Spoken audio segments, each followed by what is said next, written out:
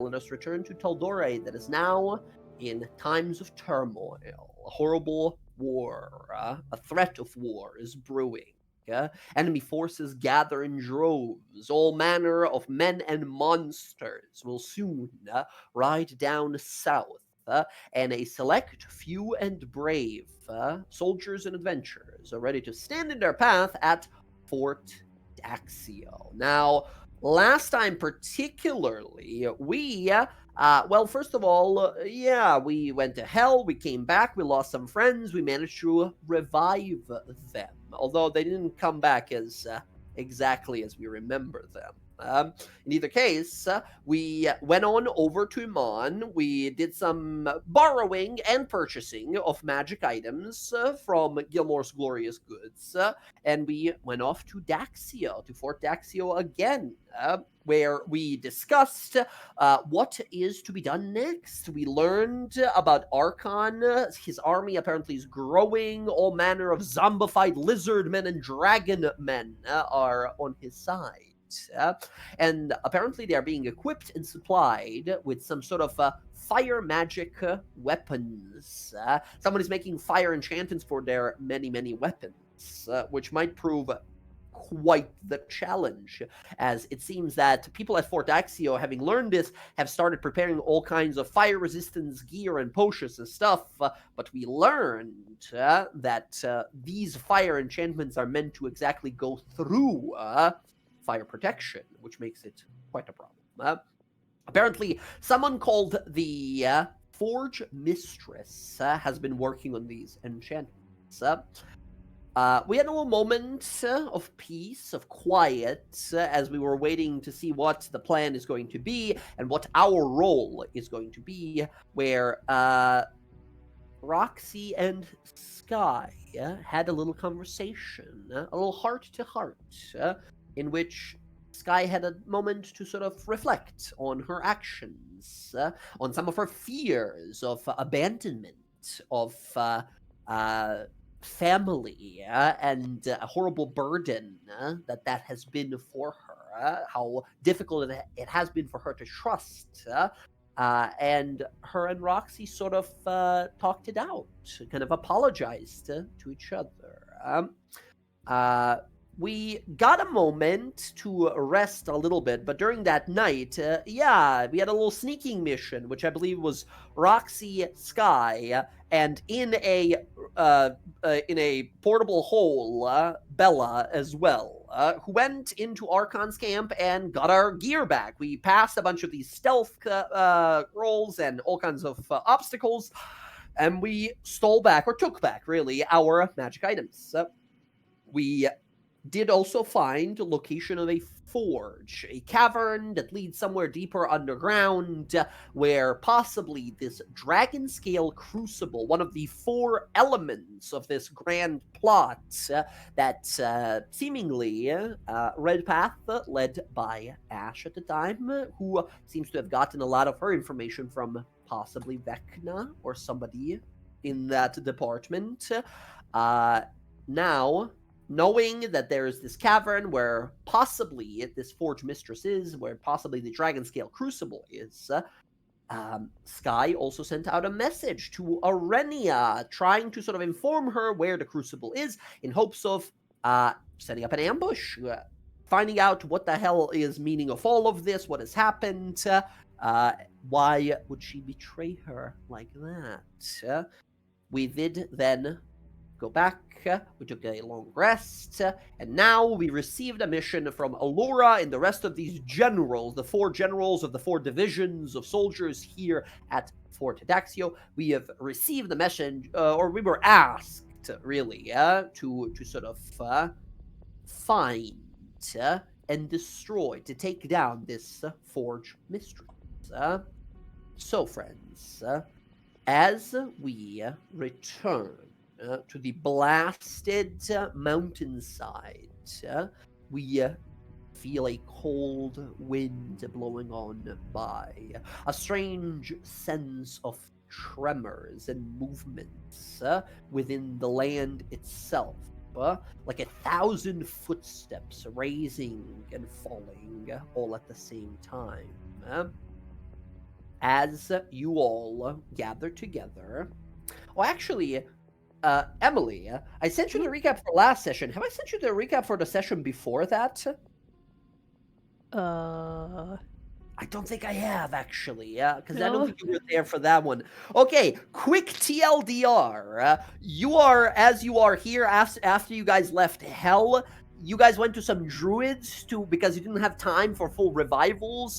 You weren't there, so they weren't gonna ask Tanuviel, aka Bryn's mom, for like resurrections of the friends here. So instead, we went to those druids in Western that we helped when we cleansed that evil druid grove, and they provided some reincarnation spells. And so Bella is now a slime girl. Casimir is a centaur. And Yara became a porcelain warforged person through reincarnation. It's because we got the free method. Yeah, It was not yeah, good. no. It was very much so wildly random. It was reincarnated. It's random. Fucking Timu resurrection over here. But so funny enough, Casimir looks exactly as he does, but on top of a horse body, right?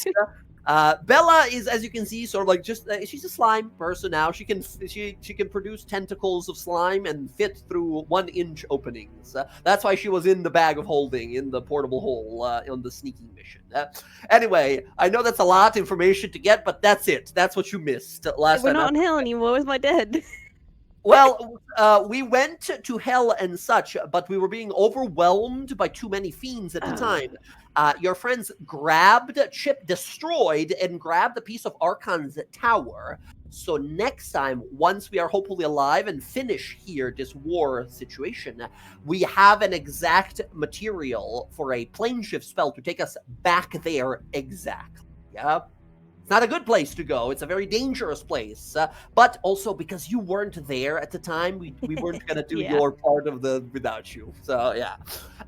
So don't worry. That's still an option. We now, however, got to survive a dragon army coming our way. So, friends, we were given a mission. Go to that cave, find the Forge Mistress, and destroy her.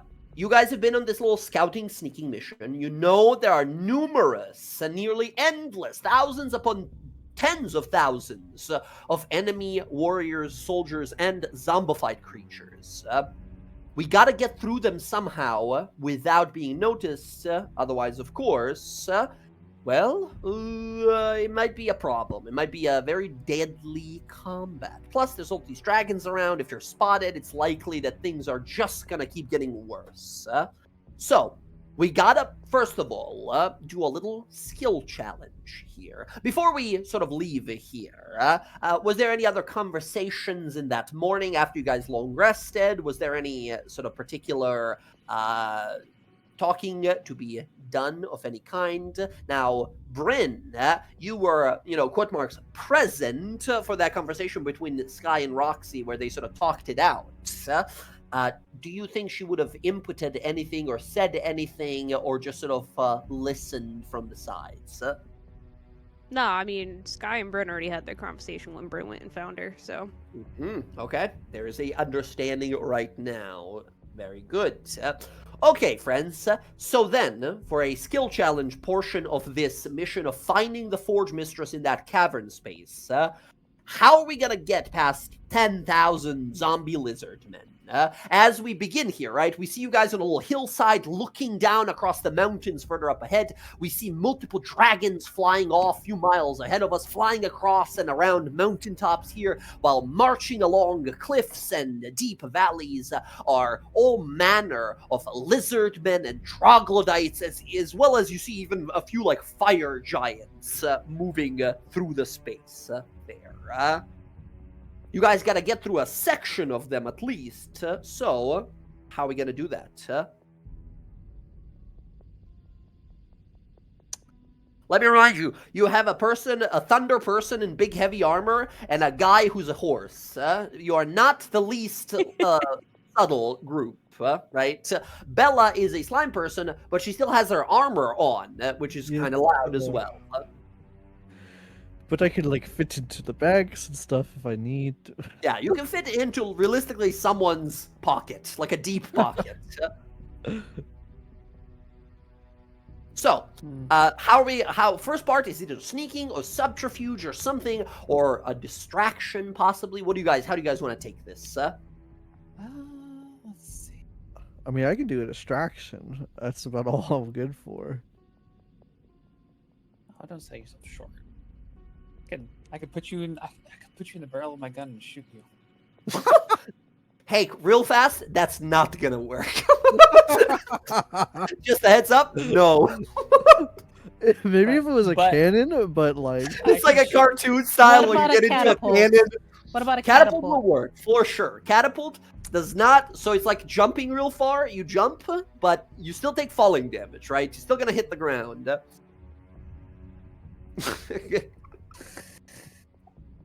Quickly, fun. get in my gun. Okay. I mean, yes, you can totally do that with some like maybe fog spells, if anyone has, or some sort of like spells that'll obscure you. Yeah, if you guys ask the people here at Daxio to like fire you from a trebuchet, they'll look at you weird, but you know you'll get pretty far. The thing is, like, you're flying through the air, unless you have some concealment magic or something. Yeah, everyone's gonna look up and see 5 adventurers, one of which a horse, hurling through the air. I mean, Cass, do you have like invisibility or anything?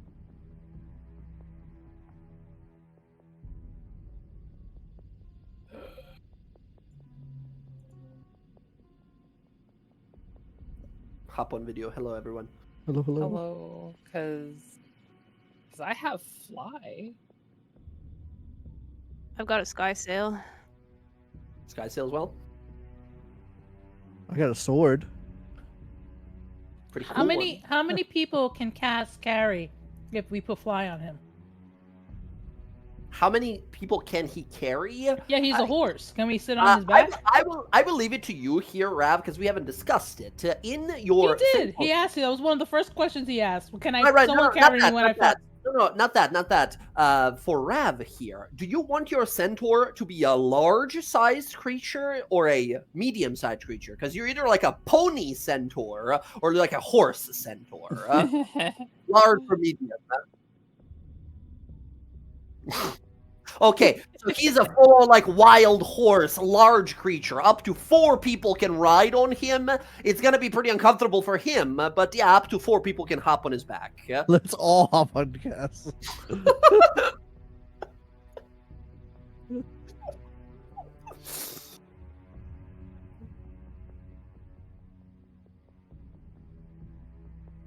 Yeah, it'll make it like a mirage effect, right? Like illusionary mirage. It still gives you a stealth bonus. The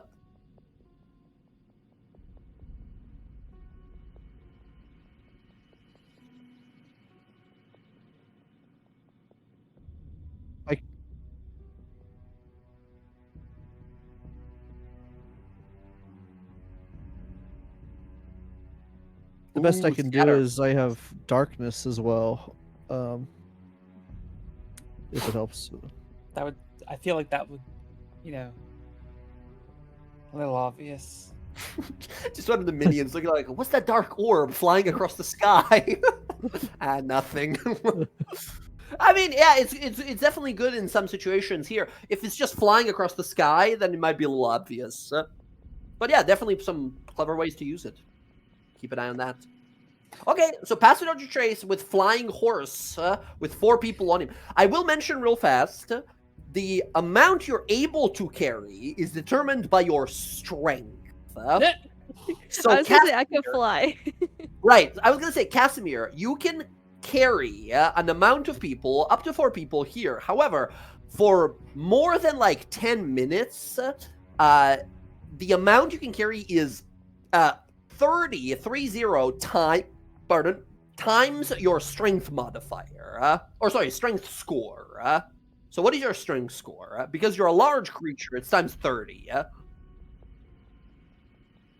10. So you can carry 300 pounds as a horse, right? Your friends combined weigh probably more than that with all their gear and stuff, but for a limited amount of time, you can do it. As a slime, how much do I weigh? I don't know. I'm gonna say that's up to you. So here's my suggestion. Bryn can fly. Mm-hmm. I can just use a 4th level spell slot. Okay, I can get myself and Cass. I can carry Slime Bella because you can just be whatever you want. Yeah. And Cass can carry Roxy. Okay, yeah, that works. No needs for any checks or anything. One only, and that's a stealth roll. Is that the approach we're taking? We're flying, we're, pass without trace type of stuff? Yeah, I'll cast it. I will say you have one free use from that scroll that guy gave you. That was like a guy that approached you. If you didn't want to spend a spell slot, huh? Yeah, I mean, if we want to use it, that's fine. Yeah, absolutely. Yeah, pass without trace is going to be plus 10 to all the stealth rolls here. Next question. Are we doing this in the evening / nighttime? Because it's easier to sneak in the nighttime. Okay, you get advantage on stealth. They have disadvantage on perception. But you're waiting a whole day before doing anything, and who knows what Archon's doing over there, right? So if you wanted to be real sneaky, you got to go at night. But if you're believing in your stealth rolls and a plus 10 pass without trace, whenever is fine then. I would say probably daytime, because noises from the forge are probably a lot less likely to draw suspicion during the day than, gunshots and shit going off at night. Okay, very well. That said, so we got Sky with a 4th level fly on herself and Casimir, right? And then Casimir has one person on his back. Roxy, you said? Probably? Yes. I'm guessing. Gotcha. Bryn, you're on your flying skateboard. You're on the Ashari Sky Sail, and one of you guys, either Sky or Bryn, has Bella in a bucket. I don't know. I'm assuming. Bucket, pocket, I don't know. Yeah, you're bringing her along. She could flatten out and be a cape. Who knows? Yeah. Bella, you're getting a mastery over this slime body. You make yourself into a backpack and just get onto their back. No, it's like Sky Scarf. It's just Bella. Oh, nice. It's very wet and really weird. burns just slightly. All right, you guys take off. Let's go ahead and everyone make a stealth roll, and with the pass without trace, that's plus 10 to everyone's rolls here. 30. Beautiful. Oh my god. Bella, you have disadvantage, right? Please roll. I mean, if I'm doffing my armor to be on them. That's fair. But... That's fair, because you can totally put it back on later. All right. Well, all right. It's a thunder warrior and a horse in the sky. Yeah. Let's see here. So we got 20, 21. Roxy, you have advantage, or? Yes, because of my cloak. Your cloak. That's right. It doesn't matter. It's not dark. Very good. That's 25. Bryn with a 2. And then Casimir with a 1. Boy. Fortunately, that's a 12 and 11. Plus so all of your rolls, 5 of you, plus 50. 10 per person here. Okay, so there are some very powerful dragons out here. We need a DC 21 to go through unnoticed. We got 23.8. Let's go. Okay, all of you coasting to the sky. Illusionary spell, sort of miasma-like strange mirage effect. As we see you we see some of these warriors, these zombified skeletal, most of their body pieces kind of missing. Dragonborn and lizardmen and troglodytes that are kind of moving along, grinding their weapons, gathering, placing their armors on and everything. And we just see sort of fucking like Santa Claus just slowly in the sky, flying across a group of adventurers with an illusion spell protecting them. You guys land eventually here in a mountain pass. You see you've landed near the area, but you can't, you sort of landed in the canyon, but down the length of this canyon, maybe another 500-600 feet is the entrance to the cavern. The reason you can't go directly there is you see another obstacle in the way. As you guys approach, you see at so not the base of the cave, where supposedly this forge mistress is, but sort of like slightly further ahead, some 50, 60, maybe 100 feet ahead of it, on a little ridge there, you see a fearsome scene. Gathered there is a dozen of dragons. You see 7 young, you see 4 adult dragons sitting here, a large group of powerful dragons. You see a few black dragons, a shadow dragon, you see a brown dragon, you see a gray dragon, you see a 2-headed blue dragon as well. All kinds of manner of strange dragons that have gathered here as they are talking at the moment, as one amongst them, a green one, is hissing angrily to the rest, who here speak the draconic language. Well, it is. So do I. Okay. The third eye. Very good. You want to do the greater comprehension? Oh yeah. It's only for reading. Yeah, that's a tongues. Tongues? No. Comprehend languages spell does that, but this particular ability just uses it for reading. Okay. All right. That said, 2 of you understand as you are trying to sort of, stealthing along, still trying to make your way on through. You see one of these dragons here, hissing, speaking to the others. As one of the other ones, you see one of the dragons sort of turns to him, a young blue dragon. Look to this green one and say, "Vermilid, enough. If they hear you, they will have your scales." And this green dragon, this Vermilid, turns back and says, "I will speak as I wish. Do you not see it too, brothers and sisters? We listen to words of a would-be dragon. This Archon commands us as if he has the ear of Tiamat herself. He is not one of us, not a true dragon. What gives him the right to command us? Would it not be more? Who's that For one of us Pokemon? to take his hide, to take his head and to feast on his guts, and take this charge ourselves? What glory would we inherit? What terror we would sow if a true dragon led the armies of Tiamat? What is the meaning of this thing being..." And as it's speaking, you guys see a shadow descend over the area, and a clawed foot, a size of the head of this adult green dragon, grabs it by the head and slams its head into the ground as a ancient red dragon, twice the size of any of these dragons here, about 60 foot tall with like a 130 foot wingspan, massive spiked tail, scar that runs down its entire neck, and these small vents almost where fire bursts out on the side of its neck, lands there as all these other dragons jump back, frightened, looking at him. As this massive red dragon leans down, again still in Draconic. The rest of you guys just see a dragon land on another one. As this big dragon says, "You are too young to question Tiamat's decisions. You are not to rule or lead. You are to die." And this big dragon crushes the head of the green dragon here.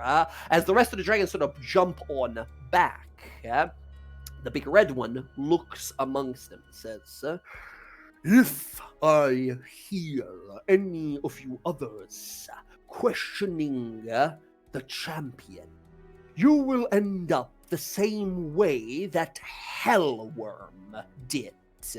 She thought she could work with our enemies to kill Archon and take his place. Well, she was gravely mistaken. Even wounded, the champion cannot die." You see the rest of the dragons kind of looking. These are mighty adult dragons, each of them 500-600 years old. as they all looking up to this one, you hear a few of them sort of whisper under their breath, as if horrified of the name. Kazarax, Slayer wreathed in crimson, as if this big red one. Kazarax sort of smiles, sending a chill, sort of blood-chilling feeling down your spines, as the rest of the dragons also kind of back away from him.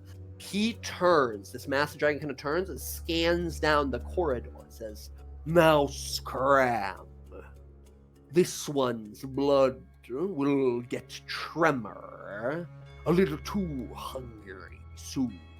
The rest of the dragons look down at the ground, frightened, and then take off flying.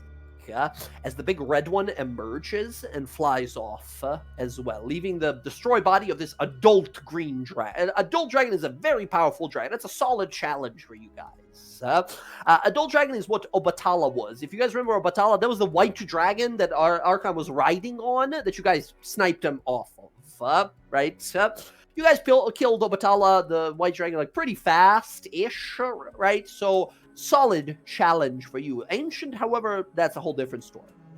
After you guys watch this happen, and after about another minute, ground begins to shake, and a sand pit, like a quicksand pit, begins to slowly open up beneath the body of the green dragon. Sky, you heard from the reports of the soldiers back at the fort, especially I'm mentioning you here, because you thought it was familiar from back in Marquette. There was a mention of a brown dragon. Brown dragons are flightless, burrowing dragons. As you hear one of the dragons, as was flying off, mention something called Tremor, the land shark. As you see this sort of like a quicksand pit to begin to whirl around, the dragon gets sort of whipped up and sink down before a crunch and a bunch of blood explodes from beneath the ground. The ground shakes for a while longer. You guys feel something as if pass beneath you, and things calm again. As you see off in the distance, a few zombified lizard men kind of coming over this way to sort of patrol. As you guys see, there's some heads bashing against each other, even in Archon's sort of midst. And just to clarify, that swirling was in the cave we're in? No, that was like so you guys are going towards a cave. You're going along a canyon, and about 100 feet in front of the cave was a bunch of dragons. So one of them is like, fuck Archon, and then a big dragon stepped on his head, right? And that's where that like whirling sand, quicksand pit appeared. As you realize, like, okay, that's a brown dragon. That's a very big brown dragon. Those things fucking emerge from below. And I'll say even if you give me a history roll, being from Marquette, I'll give you advantage. You might even know a little bit of lore about this Tremor. 11. 11? You heard the name. I think you passed like a wanted poster, like horrible beasts, death from below, Tremor, the land shark. She cares not for your treasures.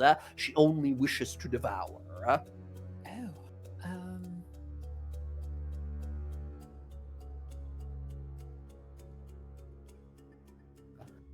But you're at the head of the cave now. Don't suppose you got Sending on you? I'm sorry, what was that? Don't suppose you got the ability to send right now? Unfortunately, that was one of the spells I had to choose not choose today for what we need to do. Right, well, let's get this done and over with quick. We need to tell them about the dragon out there in the ground. They know. That's how you guys found out about it. You guys, it's been a while since we played, but they gave you the report of like, there's a bunch of these dragons and these dragons, these dragons. Okay. But you sort of see it in action, I guess. Fair enough. You guys can, with your great stealth, with your stealth, you guys can slowly make your way into the cavern. You guys see a quite wide cavern space, maybe 70 foot wide and maybe 100 or 90 or so foot tall. Superheated ground as you begin to walk on it. It begins to cause you to immediately sweat and feel a little uncomfortable with the heat here. You see stalactites dangling from above, and dripping off of them is liquid rock, flaming magma that burns the floor as you walk. You guys, and we do a little montage here as you guys avoid multiple of these sort of like undead lizard men patrol some of the troglodytes that go by and such, and we even see a fiery red giant make its way down this corridor here with what looks to be a large sort of sack where you can guys kind of see poking out of it is all kinds of like glaives and sabers and scimitars that is kind of that seem to be sort of like enchanted with some like fiery primordial markings. As they go on by, you guys begin to feel that heat getting more and more intense, and you realize you're very close, but a very difficult obstacle shows itself as we see you all kind of emerge on a cliff, a sheer drop about 90 or so feet below you, a zigzagging sort of kind of like a staircase almost, size fit for a giant, leads down into a lake of magma. You look across, and about 180 feet across, you see this path zigzag up again and continue in the cavern. The ceiling is maybe 170 feet up above you. You guys just see a massive open like lake of lava, underground lake of lava that you have to cross somehow. Now, it would be easy enough, but currently down in the lava, there are two fire giant guards patrolling. They have giant sort of spiked metallic clubs and heavy plate armor that doesn't seem to melt in the lava. They are about sort of like knee deep, like slightly above knee deep in magma, as they are just sort of walking around, keeping an eye out or everything. Yeah. So we have a giant moat of 180 feet of lava that we got to cross somehow without being too noticed. What now? There's no bridge, just moat of lava? It seems to be. So you guys got to a cliff, and the cliff have like a zigzagging staircase that goes down into the lava. As you realize, the fire giants probably just come up it, right? They walk through the lava one way and then just walk up the staircase. And it's the same on the other side. So the other entrance to the cavern is just directly across from us? Yeah, the continuation of this cavern, the one sort of only direction you've been going, is about 180 feet across past this lake of lava. And there's no guards near the cavern door? Not that you see over there, just the ones down in the lava that are like walking around. I can do flag, yeah. Are we still under the effects of stealth? Yes, but for this place, you would have to do it again. And I will mention here, unless you guys have some fire protection of some sort, like resistance to fire. Bella, I know you have your mantle that gives you resistance to fire. Yep. If you guys are near me, Oh? if you're near me, I'd well, I guess I didn't choose anything today, but if I knew we're fighting dragons, You knew, I will say, you guys knew that this person is called, like, the Forge Mistress, and they work with fire enchantment weapons, right? Yeah, so it's fair she to would say have chose you would- fire resistance for the day then. Fire resistance what? Remind us. We the players, right? What is this hold ability on. that you have? That is aura protection, I think it is. Aura right? protection No. is one that just gives you Hold on. bonus to saving throws. Hold on, aura of Equal to your- resistance, this one. Aura of resistance. There we go. Oath of the Elements paladin here. You get to choose one of the elements, and you and everyone within this 10-foot aura has fire resistance. How does this manifest, by the way? Is it like, do we see like cool air emerging from your shoulders or something, or wind whipping around us or something? Like, what? Yeah, how it's does it's gonna look like kind of like you have like a cloak of like a condensed air around you, like chilled air, because it'll keep you cool versus being hot. But it'll be cloudy, like kind of like a mist. Very cool. Very, very cool. All right, excellent. I was going to say, if you guys didn't have any fire protection, you would have had disadvantage on any ability checks in this lava chamber here, but as long as you're close to Bryn, you're chilling. Literally. I will mention, in case somebody needs it, I do have a fire-resistant potion in my inventory. Catherine does not, because the player forgot that he no longer has fire resistance as a tiefling. Yeah, no So- longer... Technically, Here you you go, are a Cass. tiefling on top of a horse, right? But technically, you are a fey creature horseman. I give you my fire resistant potion. Thank you. and I- Casimir's immediately gonna take it. Well, you got it for an hour. Perfect. and I Okay. touch your silky coat. I forgot to. Precious maid. No. Thank you, Bella. Earth. Okay, cool. That's what it was. What you got, Jess? I was trying to remember what my elemental essence shard was. It was Earth. I believe it was, yeah, Earth, but you realize, like, if I find cool elemental stuff, I might be able to, like, add more onto it.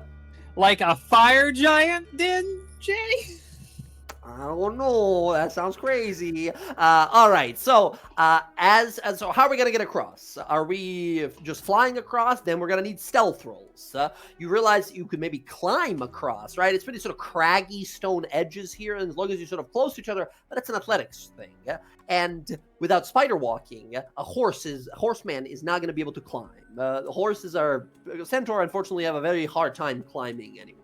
Call Why- me crazy. I feel like the less time Cass spends with his feet on the ground, the better for us right now. Also true. Wow. No offense, Cass. You're coconuts. I have the ability to get us across, but I don't want to waste that power, the level power of a spell quite yet. DM, if we were to like jump with Featherfall, could we cross like the other stairway going up without being noticed? So Just use to another to to fourth to level explain fly. to explain here, you guys are coming out of a corridor, right? There's a sheer drop there, but not sheer in a sense like immediately, because it has a zigzagging sort of staircase that these guys use to get up to the point where you guys are. Then there is 180 feet of lava. At the other side, there's another zigzagging staircase Okay, that so no. continues that same tunnel. Not So if you slow fall jump, you're gonna fly maybe like 30, 40 feet, and then you're gonna slowly go into the lava below. Okay. Yeah, don't worry. I got us. What you Do got? the same thing we did last time. Fly. Fly again? Sure. Okay, another 4th level fly here. Gotcha. You cast fly again. We have people who can fly on the surfboard here, on the skyboard, I guess. I do need another set of stealth rolls here. Who's that Pokemon? Question: was the 1 hour has gone already from that scroll? It took some time here. Roxy and Sky, you guys knew sort of where this was. Roxy and Sky, go ahead and give me a survival roll. Your combined average needs to be above a 15. If it is, you guys still have the pass without trace. Above a 15? Okay, well, as long as you get a... I mean, yeah, this is a crazy one already. I have Boo. my survival. I mean, that's already, right? Because it needs to be a 15 and you got a 30. So no matter what the other person gets, you're already good, right? 34, we got a 17 average. You guys are still with a plus 10. The spell is still active. We're on the sort of back end of it. Okay, perfect. okay. Here. Boy, okay. Casimir and Bryn having a little bit of a hard time again. That's all right. Bella with an 18. Roxy, give me stealth as well. That's low for me. Oh, that is low for you. Wow. Luckily, we are not trying to avoid dragons' attention here. These are just some giants. A DC to beat here is a 14.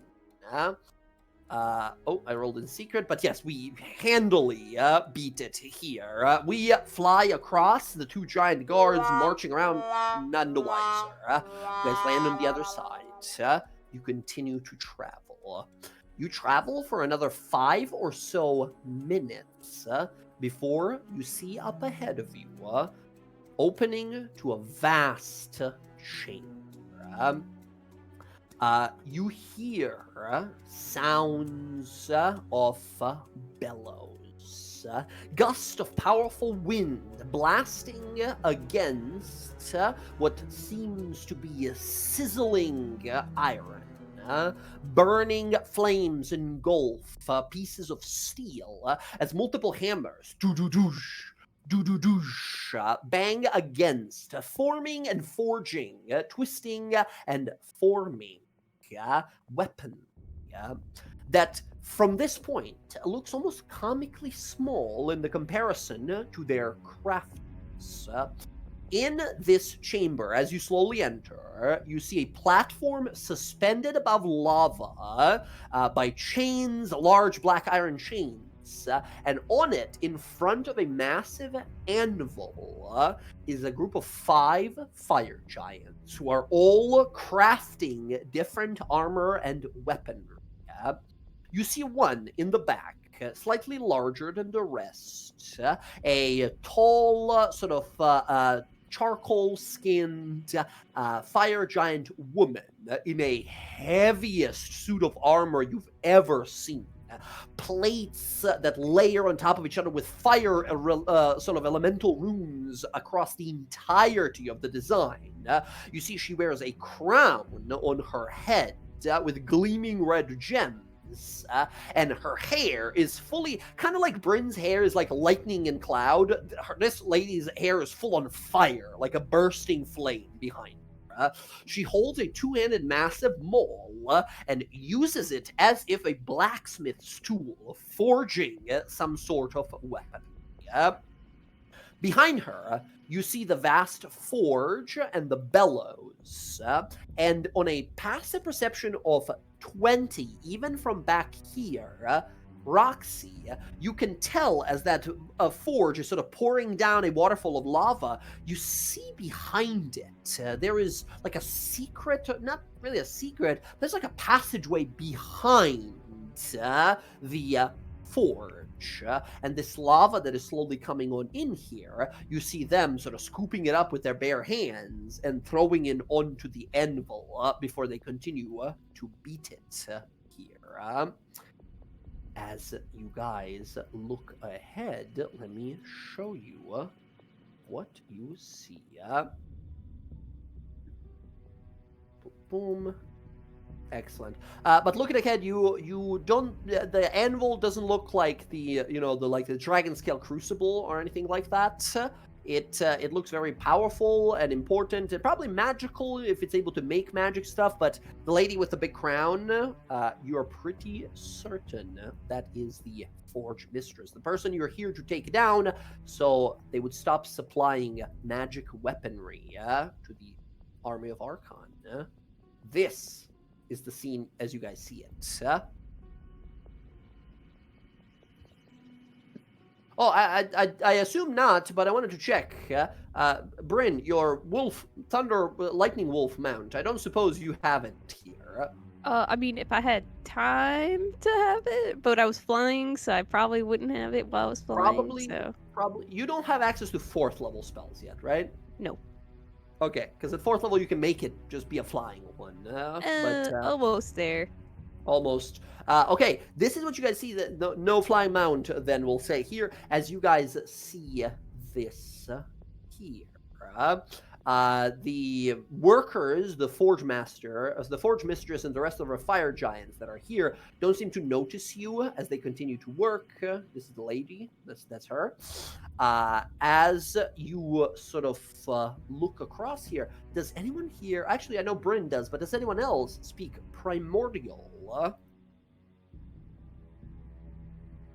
I don't think so, right? Nope. Bryn, you look across the runes that she has on her body there, and you see a bunch of Ignan, the fire language. It seems ancient and quite old, although the armor itself seems new. Looking over the suit of armor that she has, you think that it was recently enchanted, and by a very powerful fire magic, too. You look over this lady and realize, like, she's a giant. Giants are not primordials. How the hell did she get that enchanted? As you spot something around her neck, you see a gleaming red amulet that flares every time she impacts the anvil. You see a little rune of primordial fire on it that reads Raushan. you, as someone who is of elemental descent, can give me a history roll with advantage. All right, let's see. History. Oh, let's go. Bryn, thinking back to the many ruins and earlier explorations in your life, you have read or heard or saw that name before. Raushan is the Emperor of Fire, as he is known. He is the sort of primordial king of fire. He is the sort of the very ideal fire of flames. However, story goes that long time ago, when elemental primordial titans existed, when gods came to the world of Exandria, Raushan, the Emperor of Fire, was one of the titans that was slain and destroyed. Embers of his, chunks of his burning mass still exist across the world, but it seems that he himself has been destroyed. It seems, however, that this Forge Mistress might have a shard of that broken primordial. And primordials are like the closest, they're very close to in power to gods. That's not good. Yeah, I'm gonna tell them that. Yeah, we should probably take that from her. Fair enough. Can I say hello? To who? To them. Do you know how to speak their language? Oh no. Well, yeah, actually, I sort of do. Really sort of do. If it's okay, take a little moment, do a little pre-prep, get skies, everything going, and then I'm gonna say hello in the best way possible with a burning fuck you. Before you do this, I understand completely that they are fire giants. No, not that. Oh. This is usually a great plan. I'm never against it. However, you, the clever, in this world, knowing how magic works, sorcerer, would know that fire is not going to work against fire giants. Yeah, well, right? My fire says, fuck you.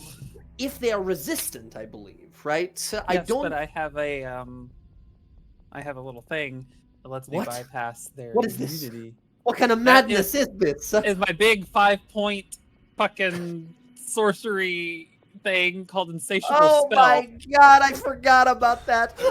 All right, let's say hi in the best way we can. As you guys look over, say hi.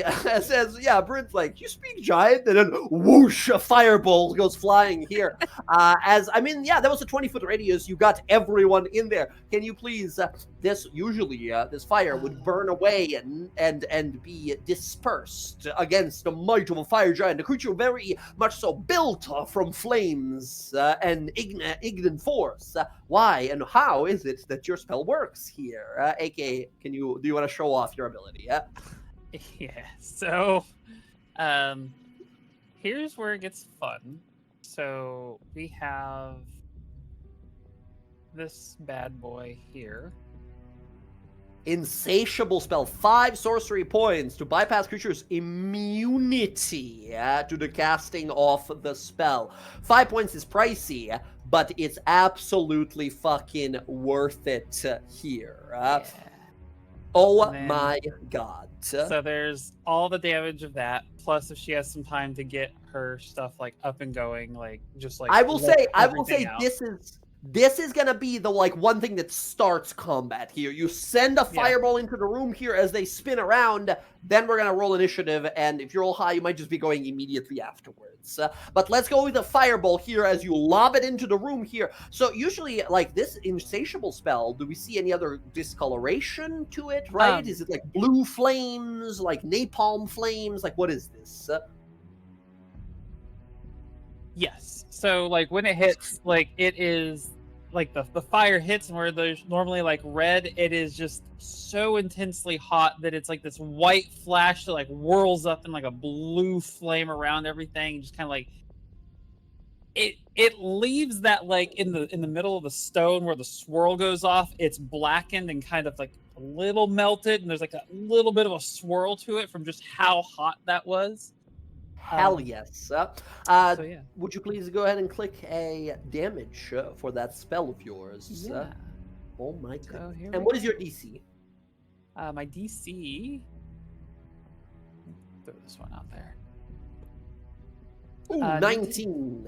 Big. You also have Mantle of Flame, but we'll say you don't have that active at this moment. Well, here, that's why I as you asked take if I could do the pre. Not everything here. I'll allow the No. Fireball before the initiative, but the rest you'll have to do on your turn. Okay. Yeah. So then. And that is an upcast here as well, so that is going to be 37 points of Yep. damage. Oh my god. That they are not immune to. Here is the saving throws. One of them gets really high. The rest of them with a DC 19 all fail here. Boom!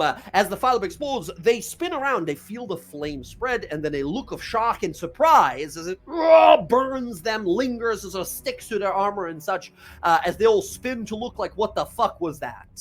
As they see you all there standing, as they grit their teeth, and you hear, I don't think anyone speaks giant here, do they? No. I don't think we have any giant speakers. They say something very mean in giant. I need everyone to roll initiative. As the fireball, boom, detonates in the room, doing massive damage to everyone here before they even realize, oh shit, trouble starting now. Okay, this is 5 fire giants, you guys. Be careful. Giants are known for hitting really hard. Yeah, giants are not to be tri-hold with. Okay, as you blast this out, here is the enemies here. They also have a few groups. First of all, we have these 2 common, I guess, fire giants. Natural 20. Next up, we have the fire giant war mage. I double tapped it. She got a 13. 13.9. Next up, we have this big, scary dude with a sword and a shield. This fire giant, Blackguard. Here. It's an 18. My god. And then the Forge Mistress herself. She gets a 17. God damn. They are ready to roll here. Who's that Pokemon? Wow. It's most of them before you, unfortunately enough here. All right, friends, before initiative begins here, everybody go ahead and move yourselves up to your movement speed. You cannot go any further behind you here for the limitations of the map, we'll say for now. Hate to do the Dark Souls thing to you guys, but as the combat begins, one of them totally like cuts a chain and a gate falls behind you guys, right? So you can't run all the way back. But yes, to begin here, everybody, go ahead and move yourselves up to your move speed. Keep in mind that aura around Bryn means half damage.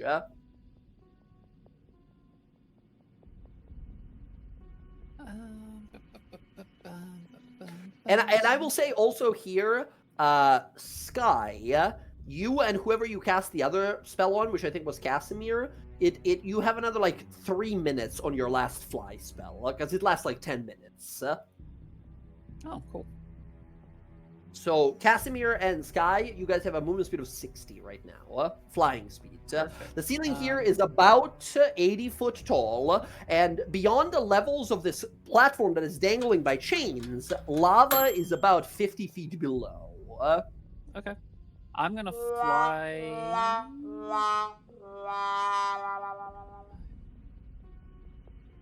Mm-hmm. 30, 35, 40, 50. I'm gonna fly to here, but like upwards, like at an angle. How high up you would be?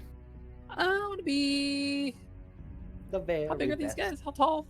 They're the biggest one is the Forge Mistress. She is about 25 foot tall. The other 4 are about 22, 23. Okay, I'll go like 40 feet up, so I'm like 40, out of gotcha. reach. Excellent, excellent. They look up as they see the flaming wings of the phoenix. Very good. All right, all right. Everyone else is sort of moved. Very good. As you all rush into combat here, friends, I know it's early, but let's take a little break here. I gotta rush to the bathroom.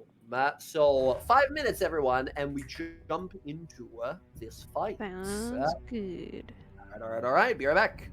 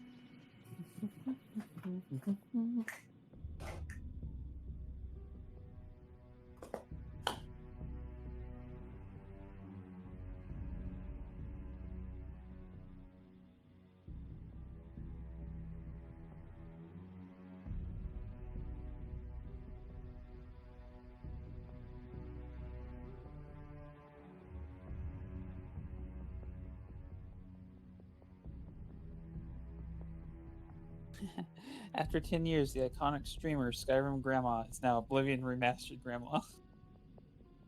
That's amazing.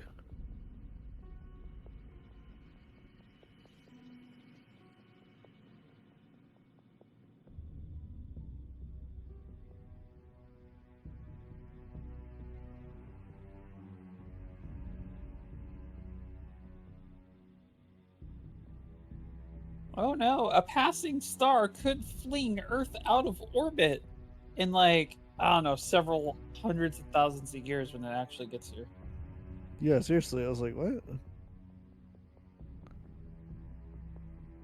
I love when they release that stuff. It's like,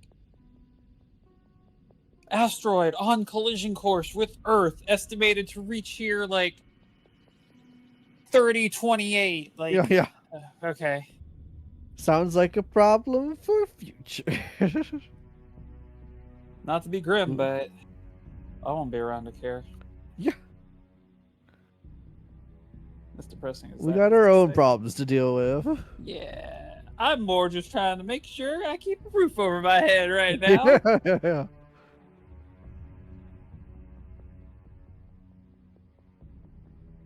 I hear that. Shit's fucking crazy, man.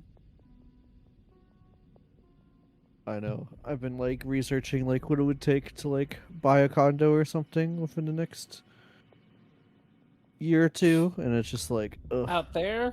Fuck. I know. It's tough. It's really tough.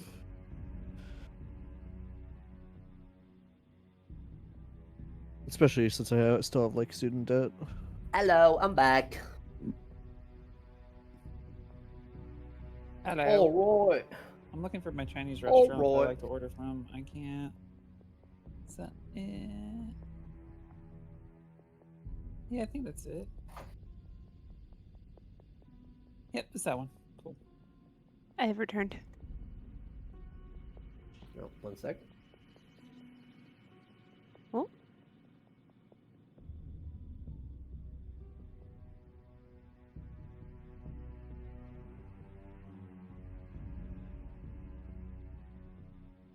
Sorry, I got a phone call. No problem. Apparently, some old man crashed into a bunch of people here in Gatlinburg, downtown Gatlinburg, Oh, Jesus. Oh my gosh. on the strip. Oh my God. Oh wow. Killed 3 people. Holy shit. Wow. Yeah, and Christ. injured a lot of other people. Didn't that just like happen in the UK too? Something like that? 50 people were hit by like a bus or a truck or a van or something? They don't know if he like had a heart attack and drove into people, or if he drove into people on purpose. Nowadays, you never know, right? Yeah. Whoa, brutal. Well, damn. Yep. Stay safe out there, friends. Stay safe. You never know. You don't know what to expect anymore, huh? But what you can expect is initiative, unless, of course, everyone's not here yet. Hold on. Rab, you there? I'm here. Oh, there he is. There he is. Zach, have we heard Yeah, Zach? I'm here. All right, all right. Oh, I'm here. I believe I've heard Jess. I've heard Emily. Yeah? Mhm. All right.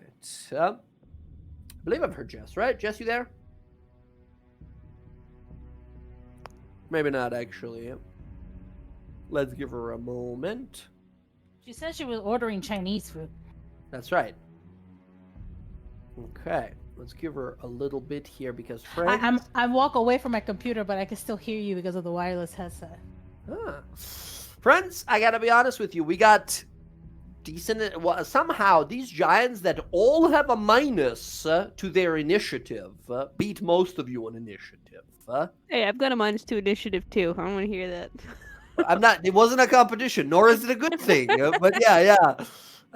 Fair enough. We got Casimir and Bella currently in the aura of fire protection here. Oh, Very good. okay, that's fine. Oh, I yeah. guess. Uh-huh. I'm like, Yeah, you mean- I have fire protection. I don't need you, so I was figuring you'd go Wow. the other way. But Damn. She was just trying to Wow, help, alright. man. Well, Whoa. It's I- okay, I- Brian I- Kaz I- needs you. you know, Yeah, well. Casimir, Remember didn't that. you drink a potion of fire resistance? No. How long ago those People's points? fire resistance are in the aura. You guys are still here. Yeah, you would still have it. It's not been an hour. Let's see. Okay. Yep. Oh my god. So I ordered Chinese Hello. food, and the lady. Oh, no, I didn't want to call you back. Fuck. Yeah, Okay, all right. So I ordered Chinese food, and the lady is like, "I'm having trouble hearing you. Can you speak up?" Like, I'm like, ma'am, it is so loud behind you. Like, I can hear everything in the kitchen. And she's like, "I'm struggling to hear you." I'm like, "Can you like get out of the kitchen?" Like, Yeah. Okay, let's see here. All right, friends. Everybody happy with their positioning? Yeah. Yeah. Okay. That means it is time to rumble. So, as we begin here, of course, from the shadows of this superheated place emerges a dark archer. We see as leaping into battle, Roxy, it is your turn. What do you do? These are giants, terrible and just as strong. So, what do you do? Which one it looks like they were hurt the most by that fireball? Well, they were all hurt the same amount, except for the big boss lady. She seems to be mostly fine. Like, she resisted, she saved. The most injured right now, you would say one of the two guys in the front. Okay, so I would go after this one. I'm gonna just make my attacks. Okay, let's go. You have advantage on these, being an assassin, of course. Yes. Natural 20, let's go. I'm gonna pump a dreadful strike since. Oh, let's go. Even more doubled psychic damage here as the arrow hits him right to the side of the neck here. Give me some numbers. Oh, there's the numbers. All right. Acid. 3 and 10 extra sneak here. I guess I'll re-roll one of those 6s. Roll one of the 6s for the sneak attack. Gotcha. Go ahead. That was a 2 extra points of damage on that then. Very good. Awesome. And then, oh, I'm sorry, I added, yes, that is the damage. 64 points of damage on that critical strike. Boom, to the side of the neck. It is a deadly impact, or would be to most foes you faced before.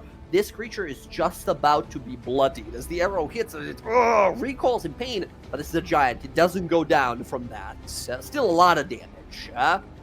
Incredible. Also, remember, you get to add your level, your rogue level. I added it in there. Oh, it's in there. Gotcha. Oh, +6. I see. Gotcha. All right, nice. That is your first attack. Yeah. Second one, advantage again. 19, barely, but it does hit. Let's go.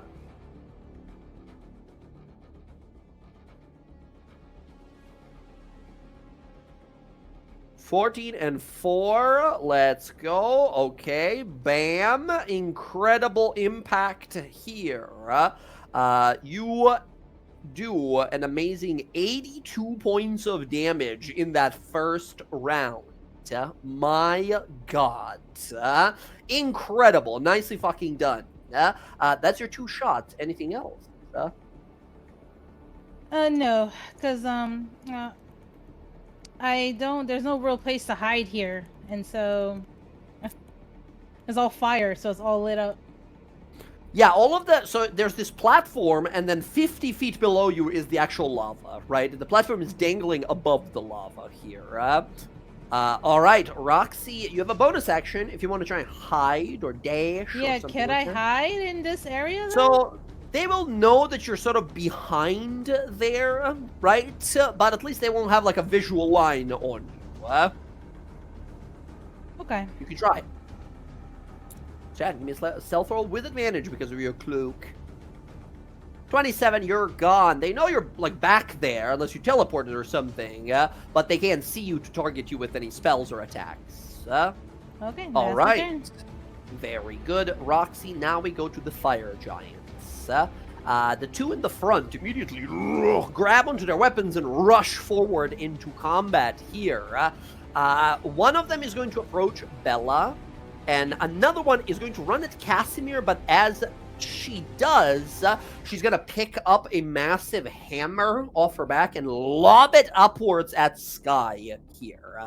Let's go for Sky and Casimir first. Yeah. Sky, a gigantic hammer the size of your body, comes flying in with an 18, which I think misses. All right. Let's see here. By the way, your AC right now, I know you had high AC before because of your like armor and stuff. What makes your AC right now? My armor that I can still wear because I took 1 level in fire. That's right. Oh my God, I forgot. Yes. Let's go. I was like, hold on. Can you do that? Oh, yes, you can. Hell yes. 18 misses here. Very good. Casimir, a giant runs up to you and swings a giant flaming sword at you. I double tapped it. Casimir, that's a 19 against you. I think 19 hits you, Casimir.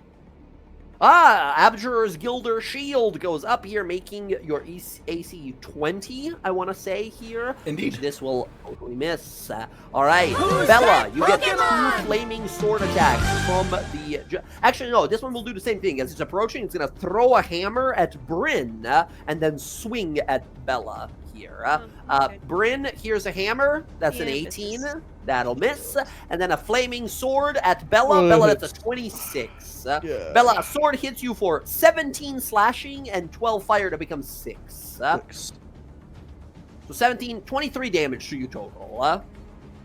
Bam, a chunky hit. That is the 2 fire giants. Next up, we go to the Blackguard. This guy, you see, ignites his sword with dark flames as he steps forward, his beard on fire here. As he strides forward, he roars here as he's going to get, with his 40 feet of movement, right underneath Sky over here. And now that he has most of you in the aura here, you hear him roar. None of you understand his words, but the meaning of them you immediately interpret. Visions of horrifying flames burning your flesh and bone alike to cinder, as he, a paladin, will use a conquering presence here. As a conquest paladin, I need all of you guys in that radius. This is 30-foot radius. He's like 20 feet up, so 30 feet extra Sky. This does get you as well. I need all of you guys to give me a wisdom saving throw or become frightened for 1 minute. This includes all of us, you said? This is all of you guys within 30 feet, which is everyone but Roxy. Yeah. We Wait get a the second, buff wait a from second, hold the aura, right? Oh, Aura of Courage. Let's go. So, Oh, we can't be Bryn, frightened. Bella, and Casimir, you guys are fully immune to this effect because of... So, Bryn, this guy roars as loud as he can. What is it that suppresses this fear, right? This is a primordial magical attack on your minds. What is it that suppresses it? Immediately, just like clouds conjure around them, and as he screams, it's just deafened. We can't hear it Hell beyond the yes. roll of thunder. Yes, awesome. Okay, you guys are totally fine here. Sky, I need you to give me a DC 16 Wisdom save. Well, you're gonna be afeared of this guy. But fire ain't scary. Well, I guess it's not, but the idea of this guy pummeling you in the head, I guess, could be, yeah? All right. Spend sorcery point and reroll it. Or, no, sorry, my thing and reroll it. Yeah, sorcery point is for checks, but Yeah. you have inspiration, huh? Yeah, sorry, give me 1 second. I hit a button. Come on, 16. 16! Let's Fire ain't go! scary. All right, that's not scary. You know fire. You know what fire's scary. As this guy's looking up at you, still burning from your impact. Okay, he is bummed out. That didn't work. He's just sort of like, oh, I was kind of, okay. And then he is going to pick up a giant boulder from his back and throw it at one of you guys. He doesn't see Roxy. Going down in a line here, left to right on roll 20. Here's the D4. 4. Bella, for whatever reason, he throws a rock at you. Bella, giant boulder, natural 1 here. Bella, Oh, you amazing. turn towards this thing and slice right through the burning boulder as it hits both sides of you. Like a baseball bat out of the park. Hell yes. Just goes through He it. stopped. He also looks like, holy shit. Like, not expecting that. All right. Next up, we have the boss lady. Oh, sorry, I skipped to Sky. She is a boss lady, but not yet. We go to the fire giant forge mistress.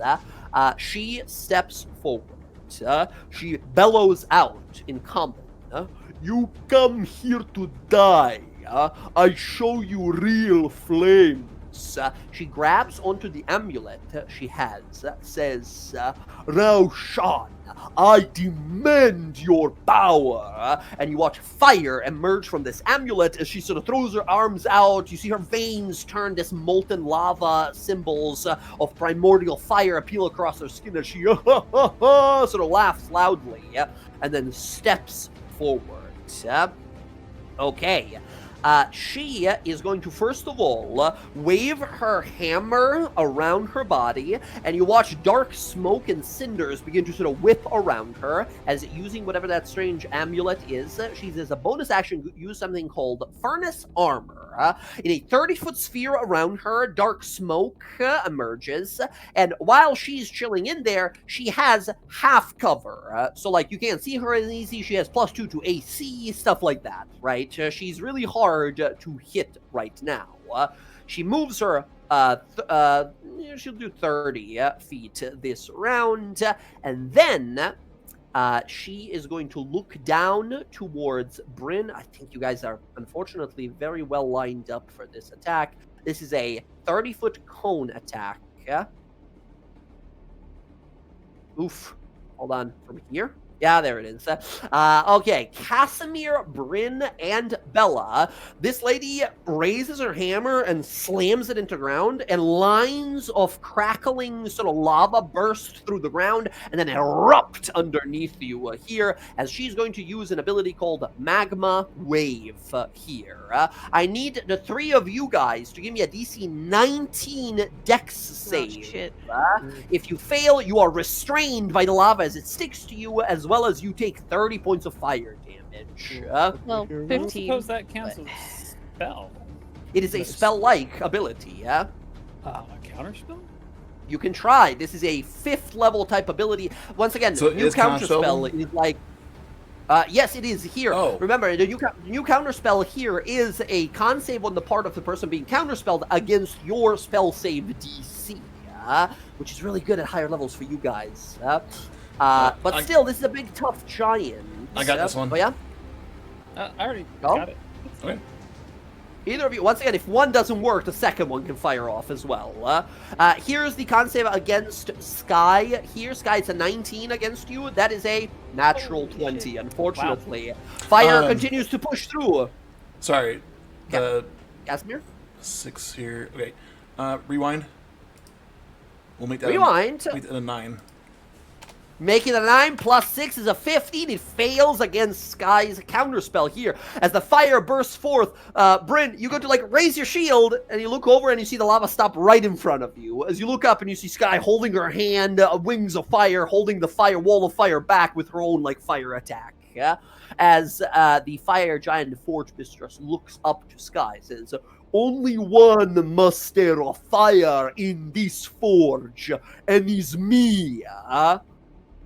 All right, that is going to be her action for this turn. All right, Sky, it is now your turn. You have your reaction back. Hell yeah. Well, we're gonna say hi.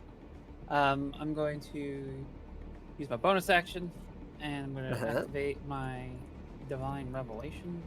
Let's That's go. just a fancy name for my wings. Even more fancy wings come on. Do you have a fly spell right now? Do you want it to be the winged one, or do you want one where it's like your skin's bursting doing AoE damage, or the fear one? Because now you get to choose every time you like use the ability, yeah? Yeah, that's a weird one. I don't know. Like, the fear is like ass. Like, it is like the least. It's not the fearful greatest. Fear. Yeah, No. yeah. It's thematically cool, not as effective in fights. You have it for a turn. I'm going to just go with the one that's on the attack because it's ranged.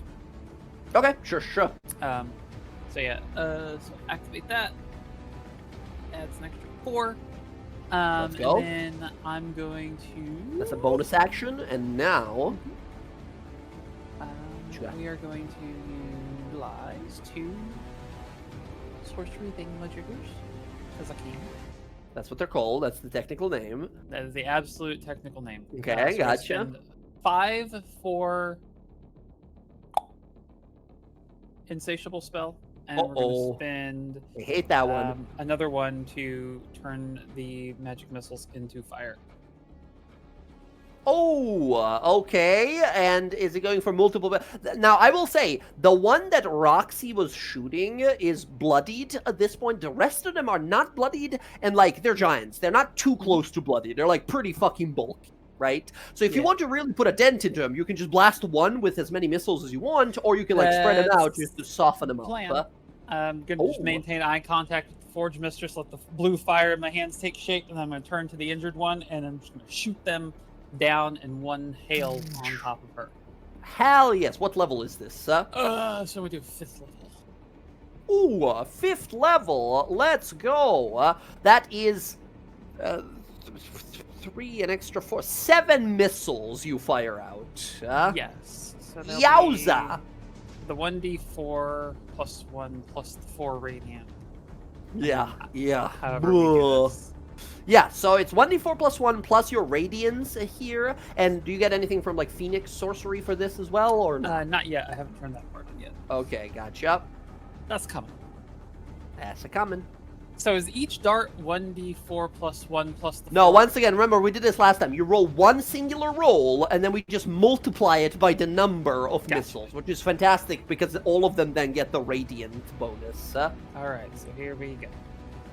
That is a 2 plus the 1 plus so the 3 plus 4, we got 7 times 5 of these, you said, missiles? So it'd be 7 because it's 3, 4, 5, 6. Yeah, you're right. 7 missiles, you do 49 points of fire damage, if this is correct here. Let's go.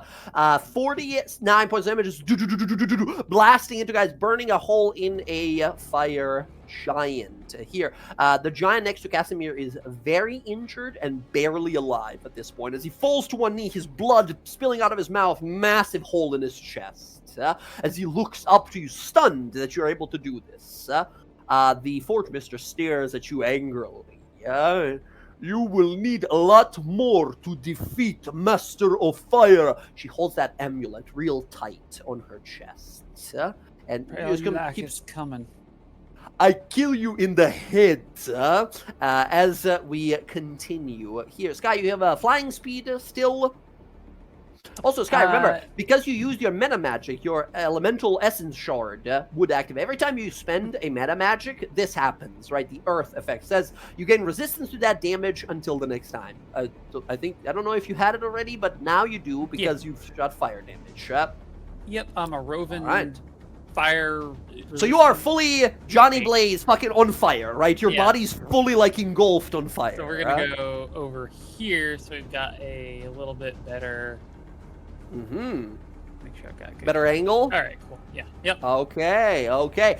Some of them turn to look at you, but they're also looking down to your friends here. Great counterspell, great fire here. Let's fucking go, Sky. Next up, we have the Fire Giant War Mage.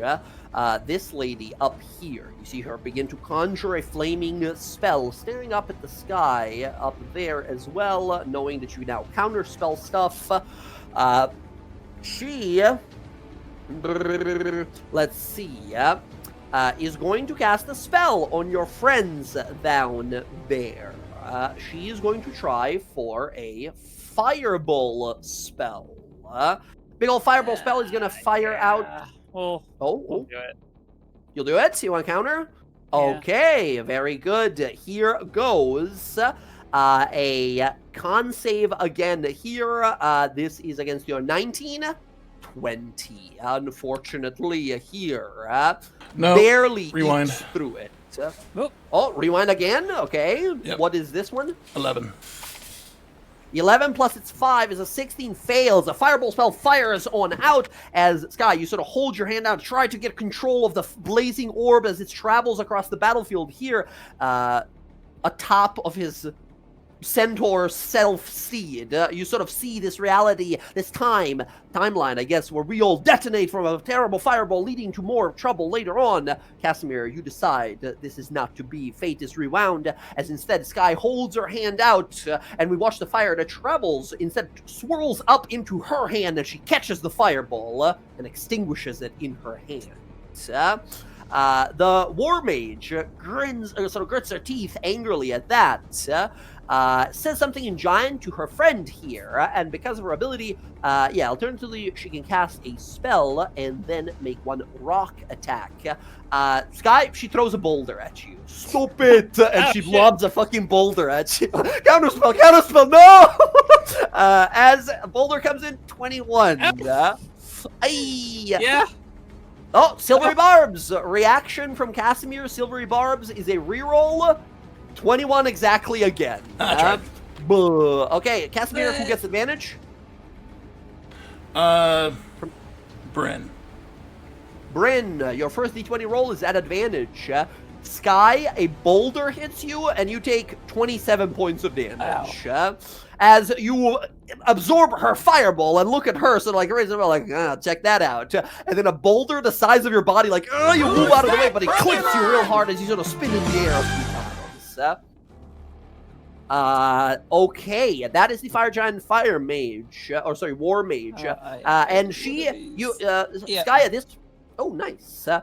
Sky, she is seeing you now as like a counterspell person, and she's a mage. You see, she's picking up 2 more boulders. She's just gonna keep wants to throw boulders at you until she's able, like, free to cast her spells, right? And she's gonna just rock. Yeah. She goes over here, so she's picking up boulders and looking up at you to like throw rocks at you. Okay, Bryn, it is now your turn. All right. Well, I was gonna do something until Casimir gave me advantage, so now I'm gonna do something else. I'm sorry. All right. Well, I was gonna cast a spell, but now I have advantage. You can still do that. Advantage stay for 1 minute, right? Yeah, but now I'm gonna smite someone, so you know. Okay, all right. All right. Well, guy to the bottom right, very bloody, very injured. The guy to the top left took that fireball, and that's about it. Yeah, but I also assume they have reach, so I'm not gonna try and move down and get to the other one and take a free hit. Pretty big. Yeah. All right, hold on. I'm just looking for. Yeah, I'm gonna smite this one. Am I close enough to hit him? I mean, I can move right here if I need to. Yeah, you are. All right, so I'm gonna hit them with a. Let's see, what do I want to hit them with? I have a You lot can of do one of your smites. smite spells, or you can just do the default smite. Although I will say you can do a smite spell and then a smite on like normal smite on top of it. Yeah, let me see what this one is. Oh hell yeah! Okay, I will say I'll the use fire a- one is probably a bad idea, but the rest of them are great. Yeah, I'm gonna use a vengeful. Vengeful? What is that one? I don't think I know this one. Vengeful Smite, a necromancy, level 2, bonus action, concentration 1 minute. You swing, next time you make a weapon attack against the creature for the spell's duration, you have advantage on the attack roll if you dealt damage since, if it dealt damage Oh, to actually, you, I just saw the necrotic damage. That's why I clicked it. or to 12 if it dealt damage to you since last turn. So this is a concentration for a minute. Every time this guy hits you, next turn you do extra damage to him, or you have advantage. Next time you hit it with a melee attack, yeah. So the part that says you have advantage if they hit you, that's the concentration part. Right now, you just do extra damage. Yeah, and let me But he hasn't do hit you. this. That'll be my. Well, it would have been at advantage. So let me do one more time. 26, let's go. You guys watch as Bryn whips out this flail that seems to be strangely sort of floating atop, almost disconnected from the chain it's on, as it crackles with thunderous energy, and then boom! Where the hell did it go? Hold on. I have the giant strikes too. So hold on. I'm trying to figure out which one I wanted to use. If it is a creature strength, no, I'm not doing that one. Stone strike, force damage. No, I'm not doing a strength. I'm not doing a strength save. Or No, a fire constitution giant, save. strong and constitution. That's their power. All right, I'm gonna use cloud strike, which is so I'll do the cloud strike, which is another 1d4 of thunder damage. If the target is a creature, it has to succeed on a wisdom saving throw, or you become invisible to it until the start of your next turn, or immediately after you make an attack roll or cast a spell.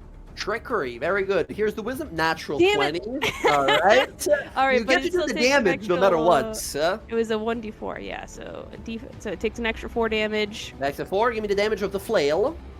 And this yes, is this with the vengeful smite? Yes, that is still with the vengeful smite. So Okay, I will say, if you want to make a risky play, you could move away from this guy, let him try to hit you, and then get the extra damage from the vengeful. Well, I have an smite, extra attack still too. That's that was true my as first well. attack. Okay, Yeah. gotcha. Okay, nice. First of all, that is 12 radiant and lightning from the braces of lightning as well. Very good. 13 bludgeoning, 2, and then extra 4. You do 31 points of damage in that singular strike. A boom! Thunderous explosion against this guy. He's getting close to bloody. All right, Excellent. and I'm going to take your recommendation. I'm going to take a step back. Taunton. This is not a good recommendation, but if you want to maximize the spell here, you could do that. Now, yeah, I'm gonna do it. also, real fast. The you didn't do the vengeful smite yet, right? No, I did. You're I about did. to?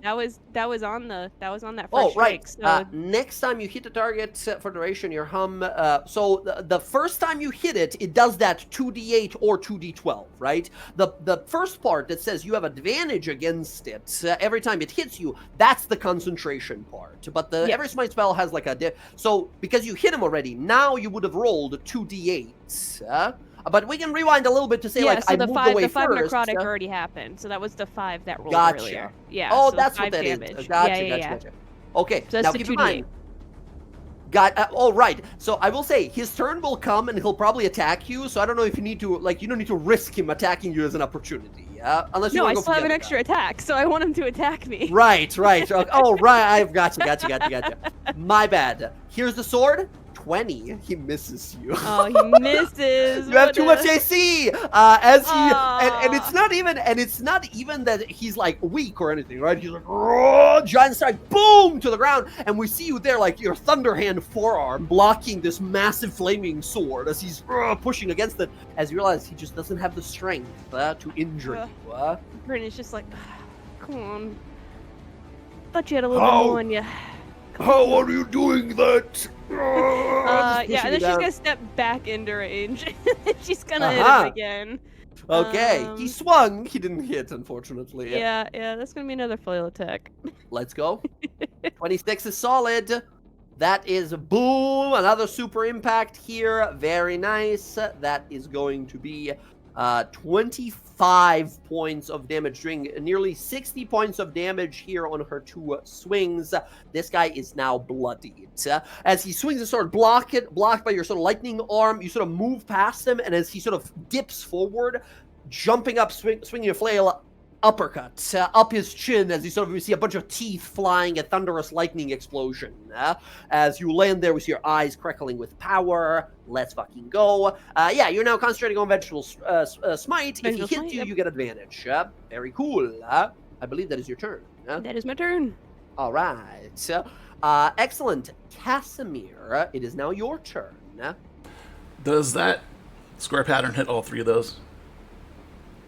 Does that what? Sorry? I drew on the map. Does that square pattern touch all 3 of those? What the fuck? No. So you have to...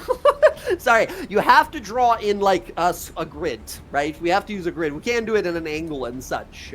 But okay. I think that... I don't know. What is the square? What is the dimensions of a thing you're trying to put? 30 by 10. 30 by 10? Yep. What the fuck? Okay.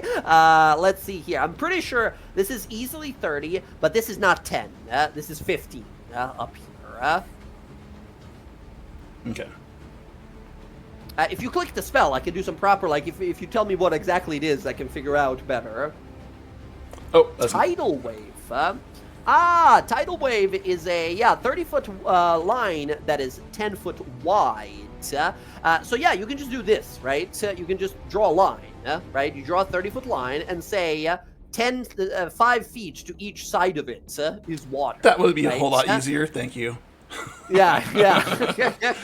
All good. So this would technically, yes, hit all, like, barely touch the top 2, but that's all you need. So it totally hits them.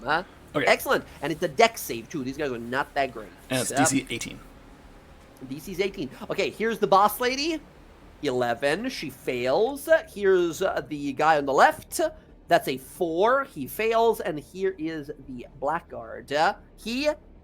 15 fails. Okay, all 3 fail. Go ahead and give me 4d8 bludgeoning damage, and all 3 of these giants turn just in time as a rushing wave of water, boom, impacts them and sends them to the ground. All 3 giants are now prone. Oh, baby. Let's go. Oh, my goodness. Excellent. And what is this actually like a wave of water, or do we see you like draw some lava from below and throw it at them to knock them prone? No, this is actually gonna be water appearing from nowhere, just splash. Hell yes. Okay, Casimir. Excellent. Have fun, Bella. Arcane power. Yes, and Bella's next. Oh my god. Excellent here, Casimir. Unless you're gonna move anywhere, I think that's your turn. I don't want me next to this guy. He's still up. That's fair. Casimir is going to face step. Face step. Oh, hey, let's go. Hey. Here and up here, over here. Misty step. Oh, sorry, this is Misty step, right? Misty step. Yes, I'm sorry. Yes. Keep in mind, you used the spell slot already this turn. So unless it's like a thing that says it's a once per day for free, you can't use 2 spell slots in this. It is. It's my Fey Touch ability. Fey Touch, there we go. So yes, excellent. In which case, totally, you can move away here. Boom! Excellent. And now you can move as freely as you want to here as we go to Bella next. Bella, the fire giant in front of you hits the ground. Great. Let's hook him up. Excellent. We will, let's summon the echo.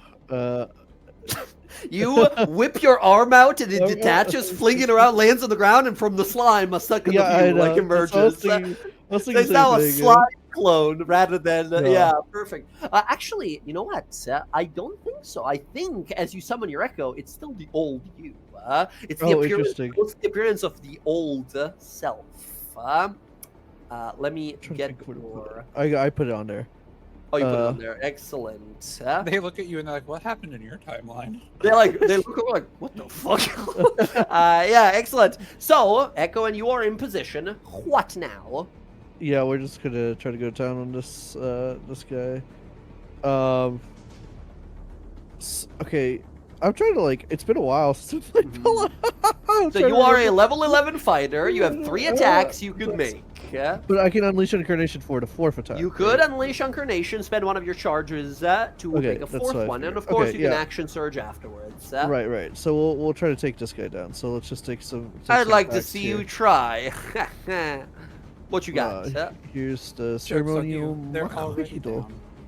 down. 25 to hit. 28 totally hits. That is 19 points that's right. of damage. He's a, Yeah, he's he's prone. prone. All of these are at advantage. He's in a bad Great. time. okay. 19 points of damage. Beautiful. 17 points of damage. One more, just about like that. We might be able to take him down. 17. The last one is 17. He doesn't go down. He's in the Okay. extreme red, but not dead yet. I will unleash Incarnation to try to kill him. So Okay, let's last go. attack. 18 hit. takes him out here. As you summon forth your echo, you leap forward, and this giant black blade with these golden teeth, the ceremonial Makuhito, you carve and slam. And so it's a little odd here. Your impacts feel like they almost have a little more like punch to them, because your arm, as you swing, extends slightly and then delivers an even more sort of powerful. It's almost like you're whipping them with a giant sword here as you carve and carve. With the last one, the creature goes to reach out for you as you sort of whip your hand around, cut his hand off, and then stab right through his neck as he spits out blood and falls dead. All Great, right. I want to move. I want to move to like here, Okay. and then I want the echo to move like here. Gotcha. Okay. The one below you is very injured, but unless you're action surging, I think that you. Oh. Nah, I feel like I'm gonna save it. I think I gotta save it for the big one, just in case. Excellent. Yeah. All right. Understood. Bella, that is your turn. Roxy, top of initiative. You are hidden. You have advantage on your first attack. Yeah. The fight is going decently well for us so far, but these giants throw really heavy boulders. Yeah, I'm gonna go after the one I shot before. Excellent. Go for it. Very injured. 22 hits. Give me some damage.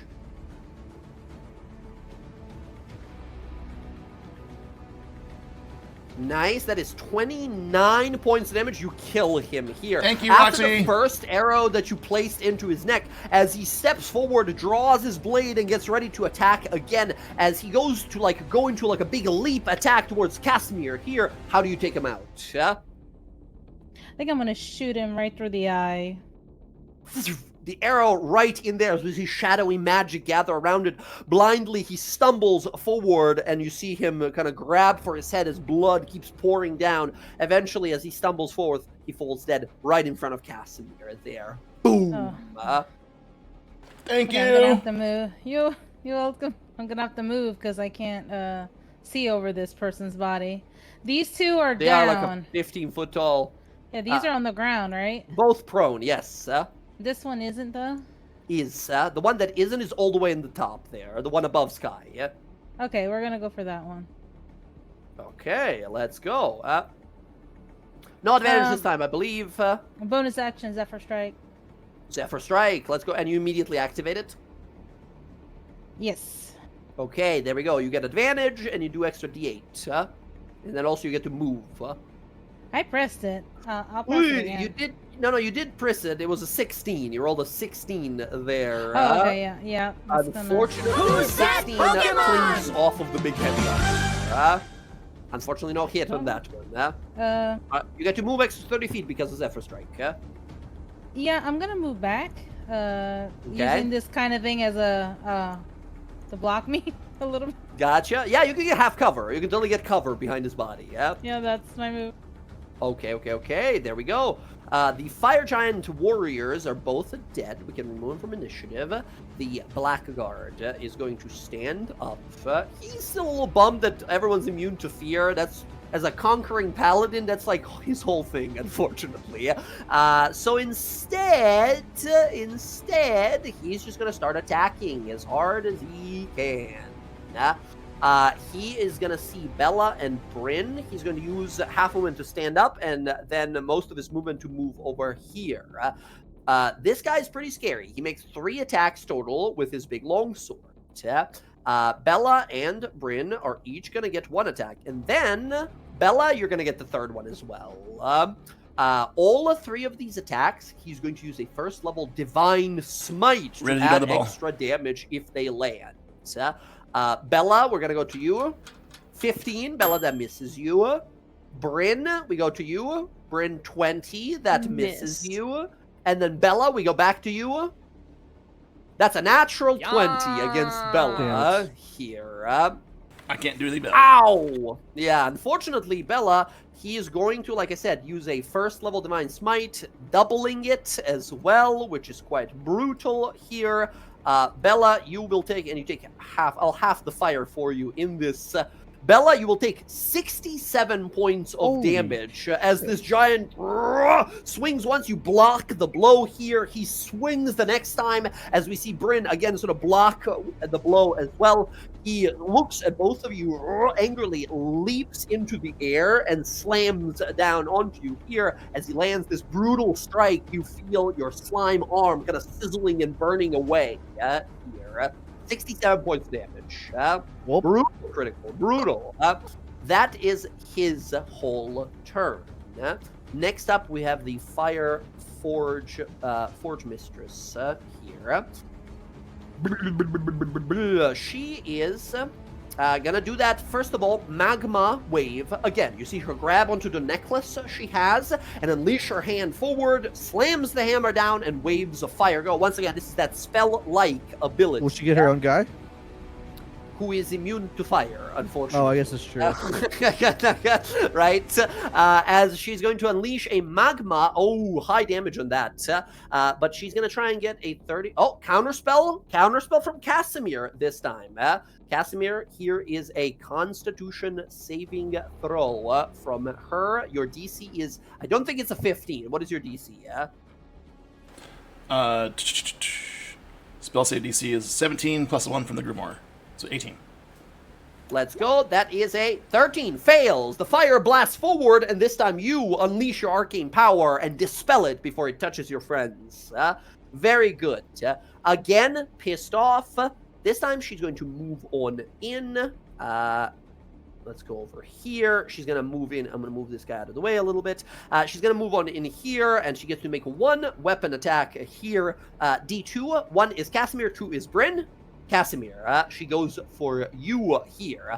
You watch as she holds her hammer up. The hammer shakes and runes of fire appear on it, and then she, boom, blasts it down. Casimir, that is a 32 against you. Okay. That's probably going to hit. Oh, real quick. Sorry, I want to attack an opportunity. I'm trying to sentinel that. Oh, sentinel. Yes, that's huge. Yeah. Sorry. Yes, please. I clicked away for a second. I was like, as soon as this guy moves, I'm going to hit him. But my bad. Sorry. No, it's my bad. I should have paid more attention. Here you go. Show me what you got. Natural 20. Chaos is unleashed. So first of all, ignore that hit, Casimir. She goes to move. The echo spins around and carves against the back of her knee as she falls down and doesn't have movement because of Sentinel, I believe, right? I think?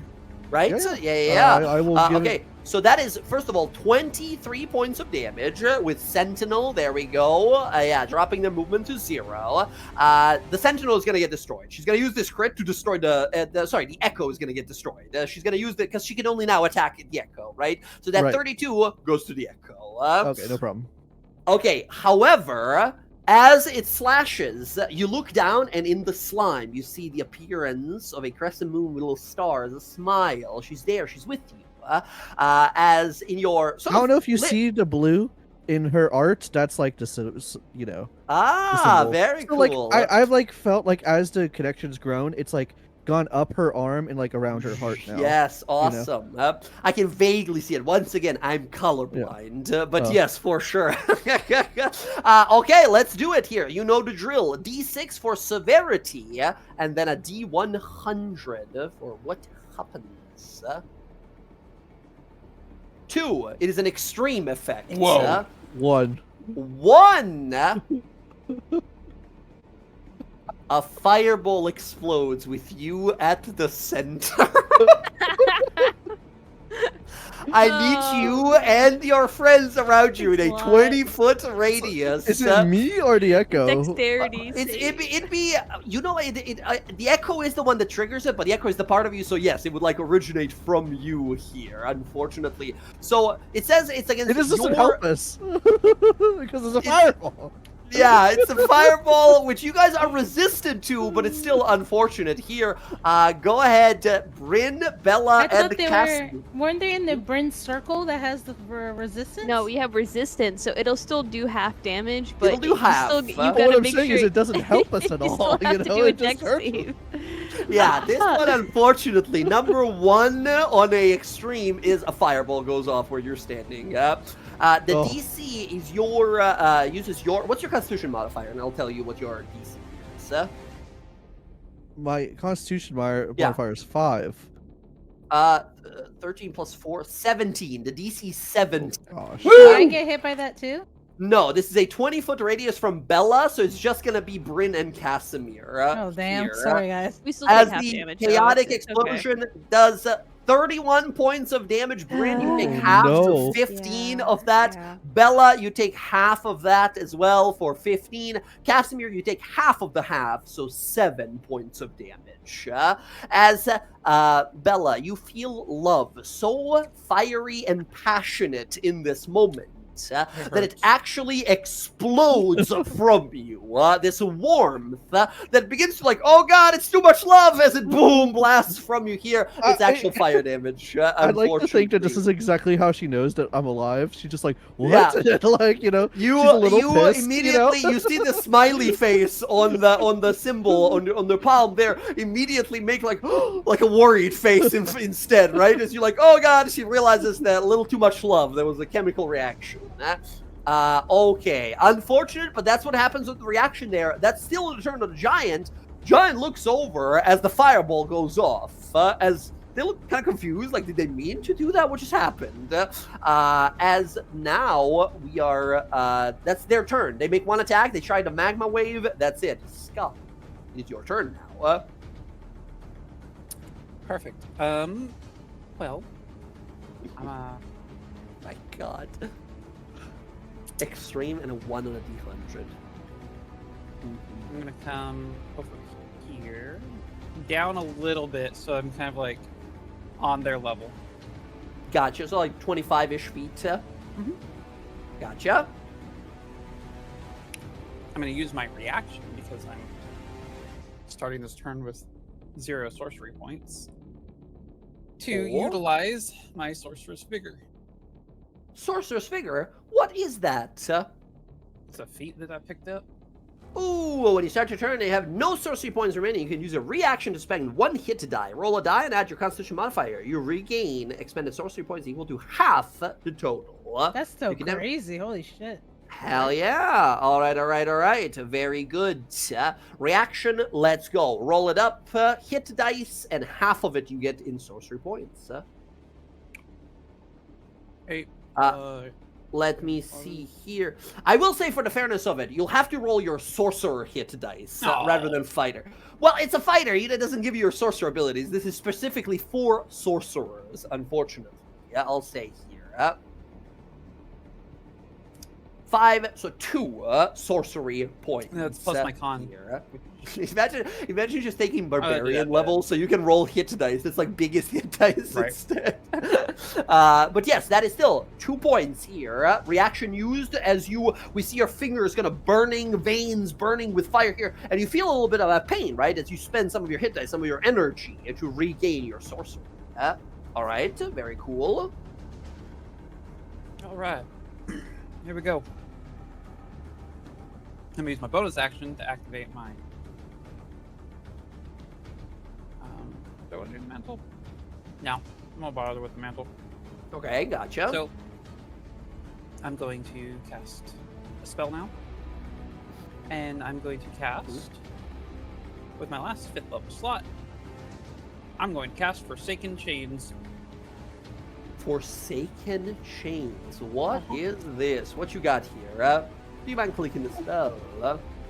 Forsaken Chains, let's see here. You gesture a creature in range and 3 ghostly manacles spring forth. Each time a creature moves, one of the chain breaks, and the target takes 1d12 necrotic damage. When you cast a spell at second level higher, 2 additional chains latch onto the target below the first level. So that's 2 chains. So yeah, 3 chains originally, and then 5 more chains? No, wait.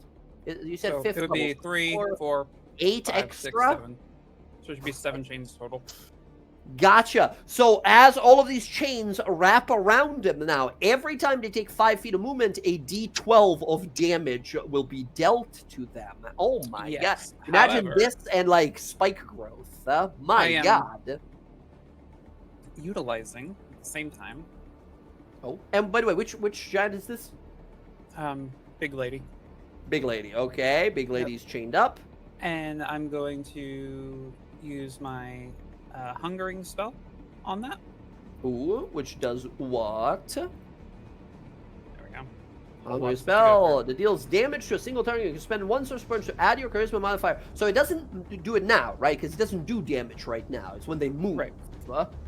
Yeah. So there's it's the 1d12 necrotic plus the radiant damage from my Asmore thing plus the extra damage Very cool. from the hungering spell. Hell yes. yes. Chained her up, and she's come down to her level, and she looks at her. If you want to kill the Master of Fire, come right on over here and get me. Awesome. Give me a. I know it's not like you're not deceiving her, but you're trying to get her to like walk into a trap. So give me a deception roll here. 28. She spins towards you. Boom! Slams her hammer into the ground and turns to next turn run towards you. Oh my god. Very good. The chains are wrapped around her. She doesn't even notice. 28. She's pissed. I am boss of this forge. I break your heads. And she's gonna start running towards you. All right, Sky, let's fucking go. Hungry spell and very good here. Boom. Sky, that's gonna be your turn, I believe. The Fire Giant Mage looks up to you, Sky. She sees you sort of gather your energy, and she doesn't know you're covering your spell slots, but she sees that you're distracted with that. So she's gonna cast a spell of her own. She's gonna lob another fireball. She's gonna lob a fireball down at Bella, Bryn, and Casimir. Guys, you know the drill. I hate to say it, but it's a dex save. DC 15 against fire. Oh yeah! 19. Quarter damage. Yeah, I can't Quarter counterspell that, so. That's okay. Ooh, Quarter a little damage. too you can pass. far. 18. Bella succeeds as well. It's going to be quarter damage. And then Casimir. Oh, actually, I'm going to need you as well here, Roxy, because that is, yeah, it's a 40-foot across, so 20-foot radius. She's going to be able to get you as well. Casimir succeeds as well. Woo! Let's go. Roxy succeeds as well. Of course, Roxy, are you level 7 rogue? aka, do you have evasion? No, I'm not level 7. I'm only 5. Gotcha. Then here is some fire damage halved. All of you, so Roxy, you take half of this. Bella, Casimir, and Bryn, quarter of this.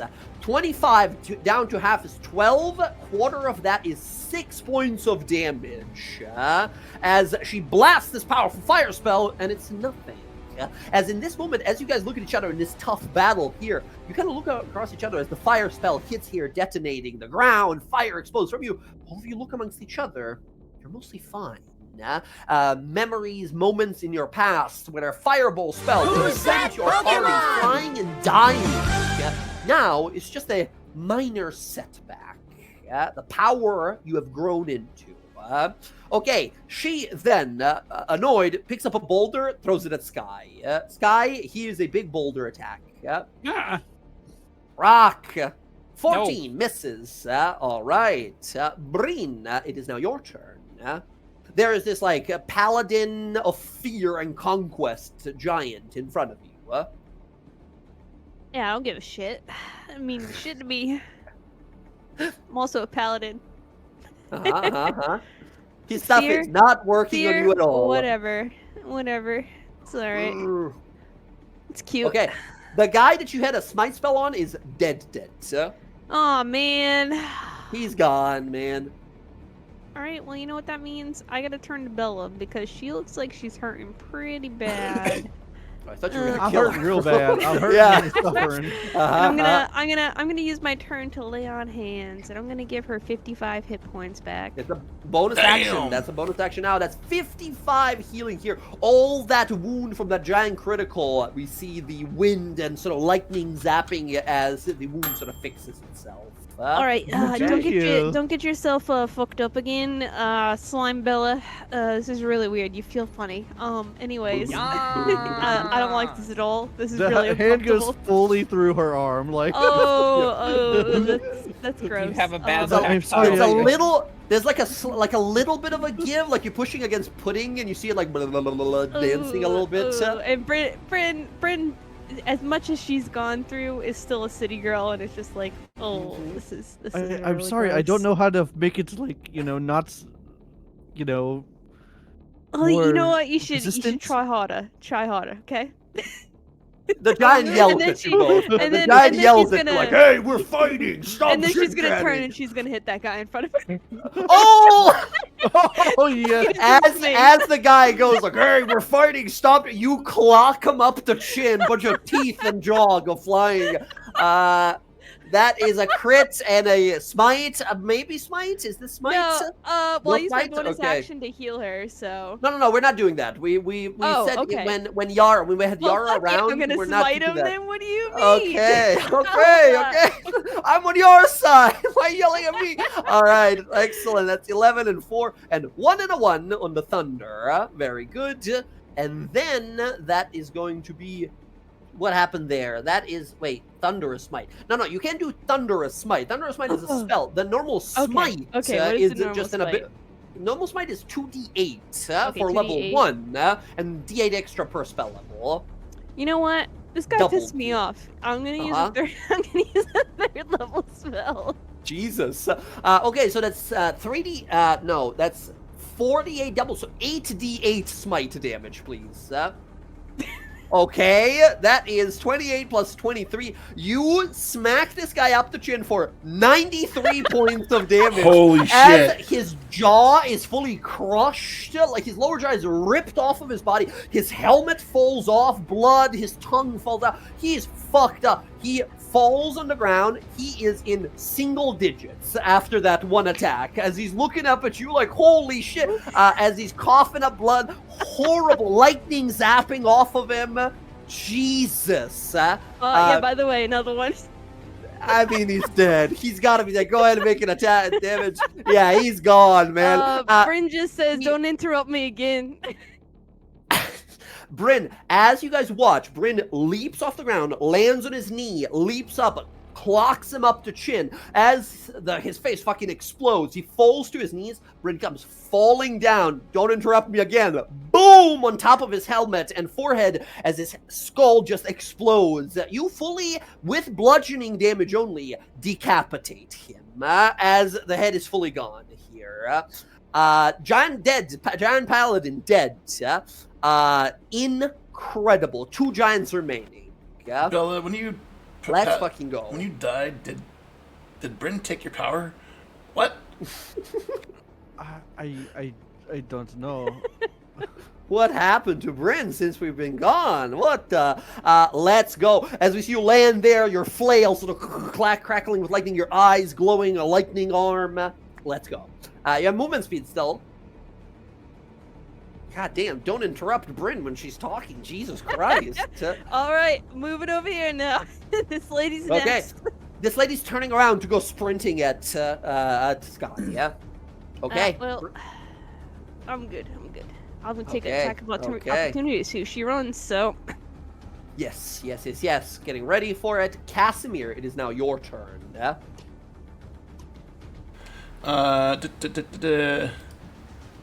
Yeah, Casimir, gonna stay near Bryn still.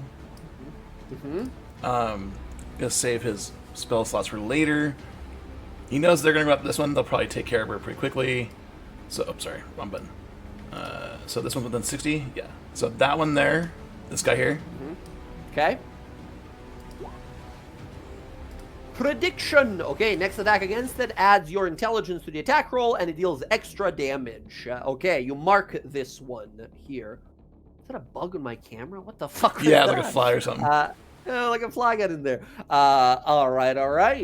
There we go. Nicely done. Nice and simple here, Casimir, saving some spell slots. I believe that's going to be your turn.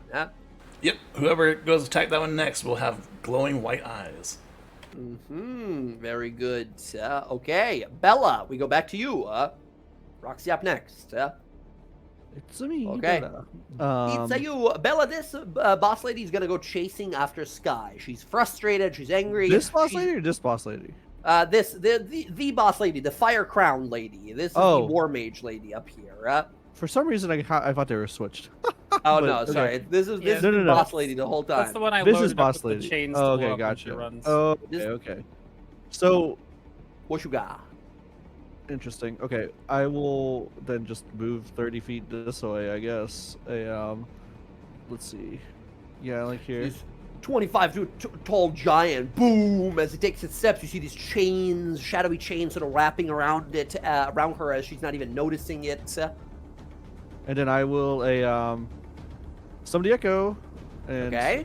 get the echo into combat with Gotcha. this guy and just go to town. Yeah, I'll do 4 attacks. Here we go. Ooh, all of them let me and see. unleash. Let's go. Yeah, let's do it. 25. 25 hits, 70 points of damage. Solid. Natural 20. Natural 20 for 27 points of damage. Getting close to bloodied. 18. 18 just hits. 18 points of damage. It is now bloodied. 18 again. 18 again for 16 points of damage. Okay. Well and bloodied, but not yet dead. Oh, prediction as well. Casimir, I think it's only once, right? The next attack that hits? Yes, but I get 3d4 for each of the attack. Oh, that's what that is. Gotcha. So 6 points of extra damage on that first strike. Beautiful. As you rush forwards, you see the flickering sort of white eyes as Casimir sort of focuses in on that one. As you slash, the wound almost detonates with some arcane energy. And then you continue slashing through it. Okay. Cool. Yeah, Anything and else then from you? I will just pose really cool. You look at your arm, we're like, she does love me, just burning, fucking your shoulders on fire. Okay, excellent. Roxy, you see that, Bella was in so much love, she exploded. The fight is still going on. There's 2 giants left, both spellcasters, and also giants. Okay, I'm gonna attack this one that Bella's attacking. Gotcha, let's go. Yeah, I'm just gonna attack regularly for the first one. Gotcha. You do have, 16 unfortunately misses. Alright, Zephyr Strike. Zephyr Strike, let's go, with advantage on the second one.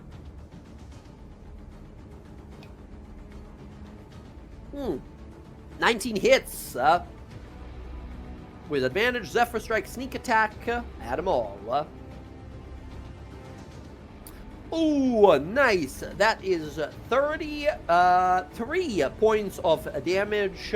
Roxy, you kill the giantess. First arrow you shoot flying, she sort of conjures a wall of fire that blocks it, and as the fire is dying out, we see almost hidden in the shadow of the first arrow, the second one right through, and as she goes to speak out a spell, right in the back of her throat. So she grabs for her throat, falls to her knees, and dies. Okay, nicely done. Knowing how far this chick's fireball is, this is the gate right here, right? Something like that, yeah. Let's get the heck away from me. Gotcha. I don't want to get hit by that. You peek over the ledge there. You see bubbling magma down below.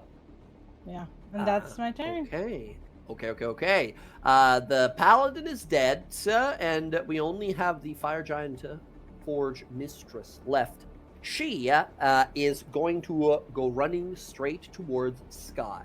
Sky, so you have 7 of these chains, each of which breaks when the person takes like 5 feet of movement, right? Yep.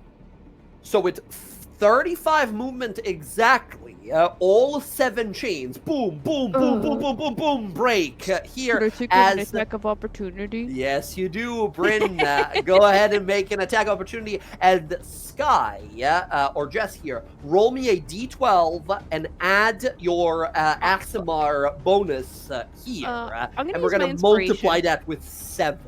Alright, I use my inspiration for It's that also got because I want to the smack her. hungering spell on it too.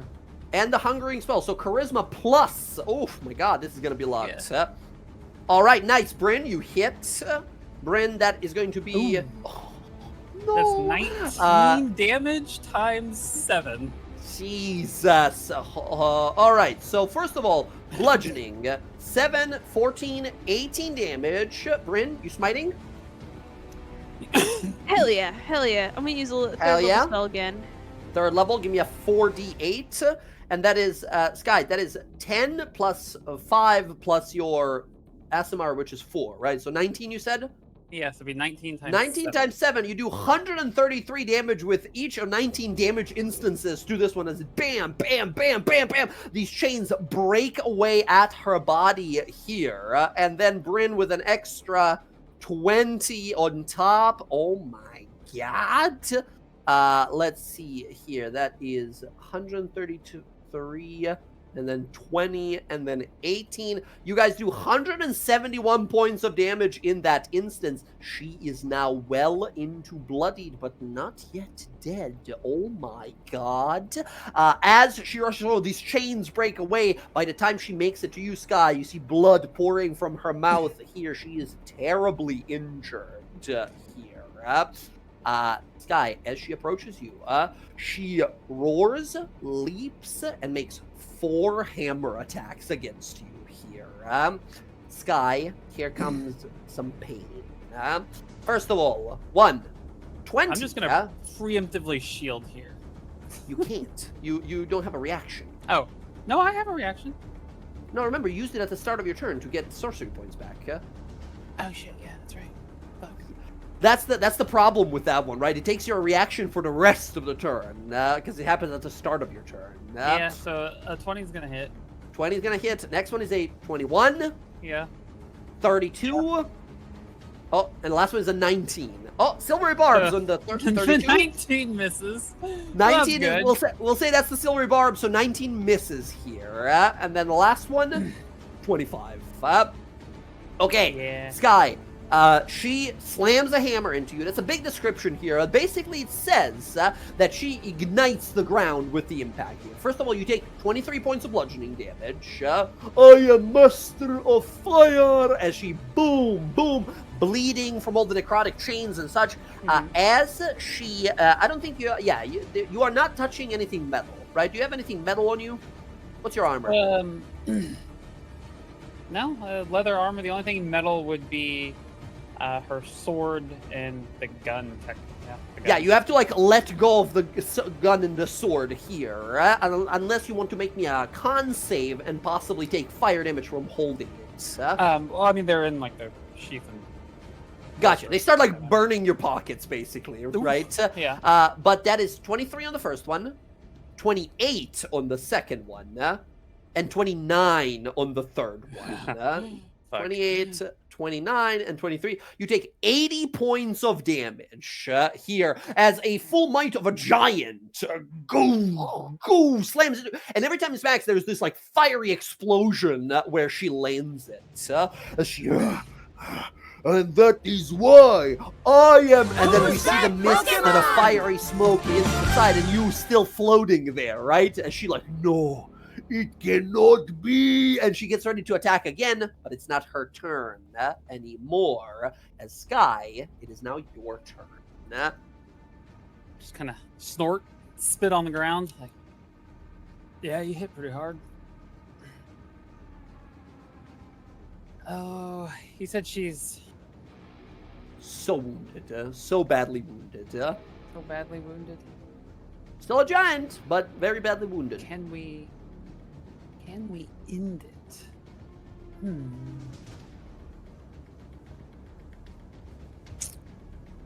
Advantage, Sky. Oh, Oh yeah, silver barbs, advantage. yes. Oh yeah, Sky. I'm sorry to ruin your fun here. I need the 3 concentration rolls for the fly spell. Oh yeah, I'm not too worried about that. Keep in mind, you're 20 feet 1, up. You're gonna take some 2, falling damage if you fail. 3. You're good on all 3. Let's go. Yeah. Well, that's what you meant. You're not worried of those because you have crazy bonus. Jesus. Yeah. All right. All right. Let's see. Spend one of those. Add that again. Another hungering spell.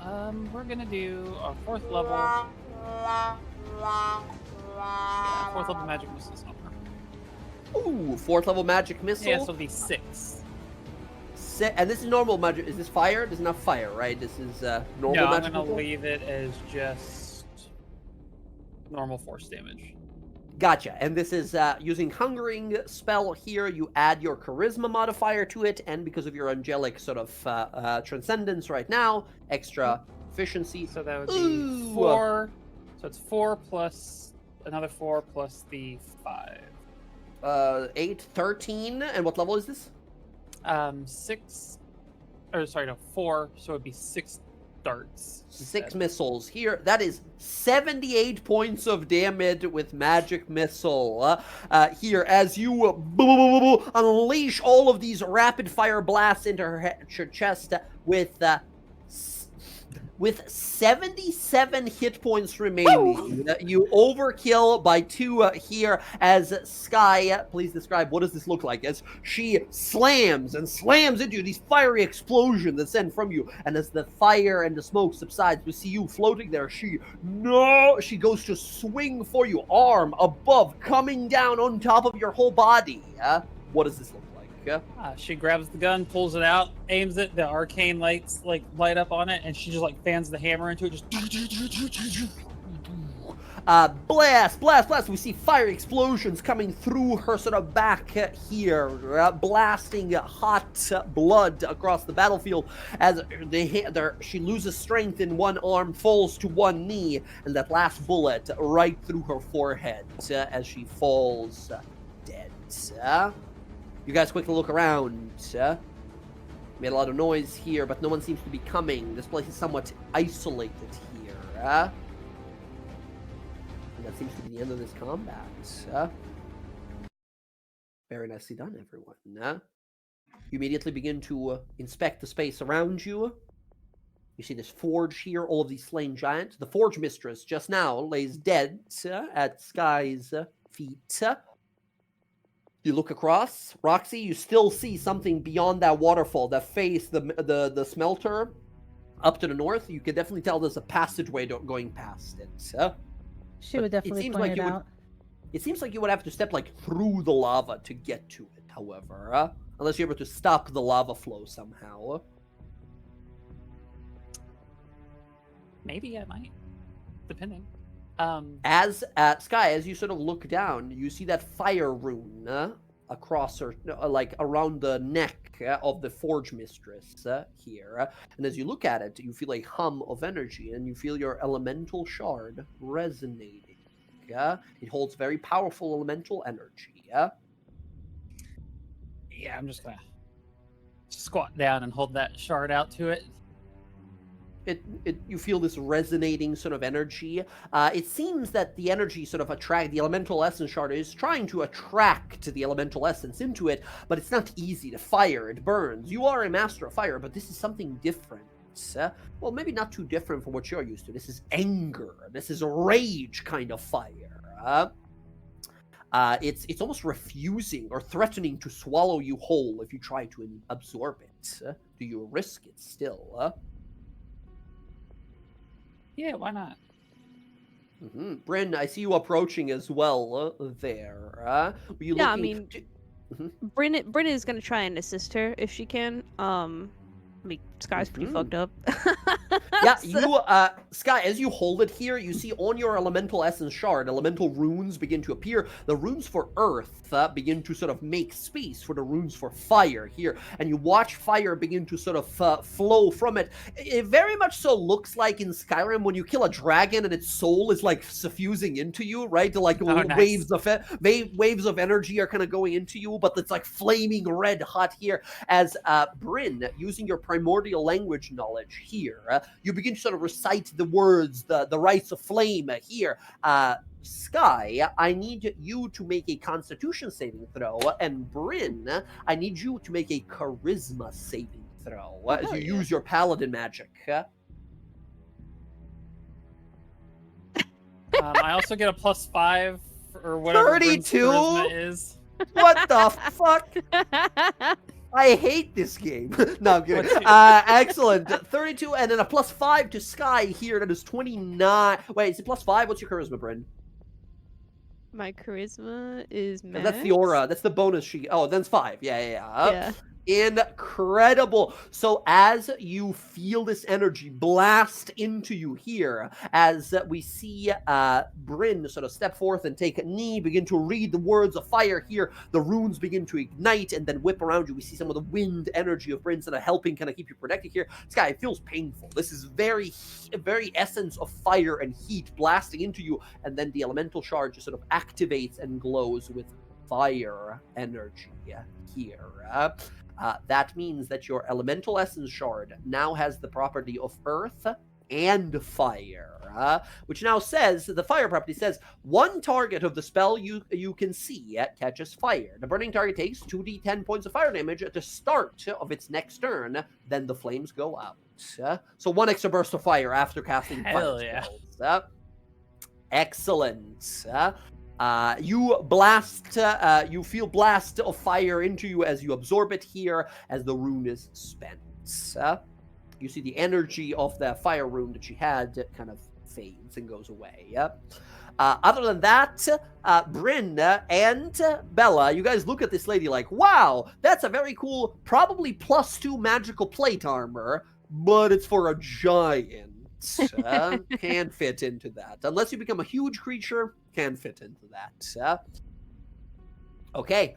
Other than that, the as a Conquest slime Paladin person? Can I swell into it? Hey, Zach, I see what you're going to ask, and I'm saying no ahead of time. No, I'm joking, but no, you can't grow that big, unfortunately. You could only, stay in there, but you're not, mobile in it. So. I like can spirit, throw but it in no. the rug and take it to... Additionally, the Conquest Paladin, the Blackguard over here, has a +1 weapon. It is sized for a giant. However, if any of you guys is a giant or part giant, it acts as a +1 flame tongue weapon. I don't think we got any giants, though. Although, I guess if you guys find a way to carry it out here, you could give it to Jorik, which, by the way, also I should say, Bryn, Jorik, who also died against Archon and that you guys sort of rescued from hell, he was also reincarnated, and he came out, he was a human before, he came out from the Druid's reincarnation as a Goliath, so he's a half-giant now. But yeah, there's a gigantic +1 sword on there. Other than that, these guys have plate, armors, shields, and weaponry, all made for giants. Will all the stuff Inspecting fit in the space rug? there? No way.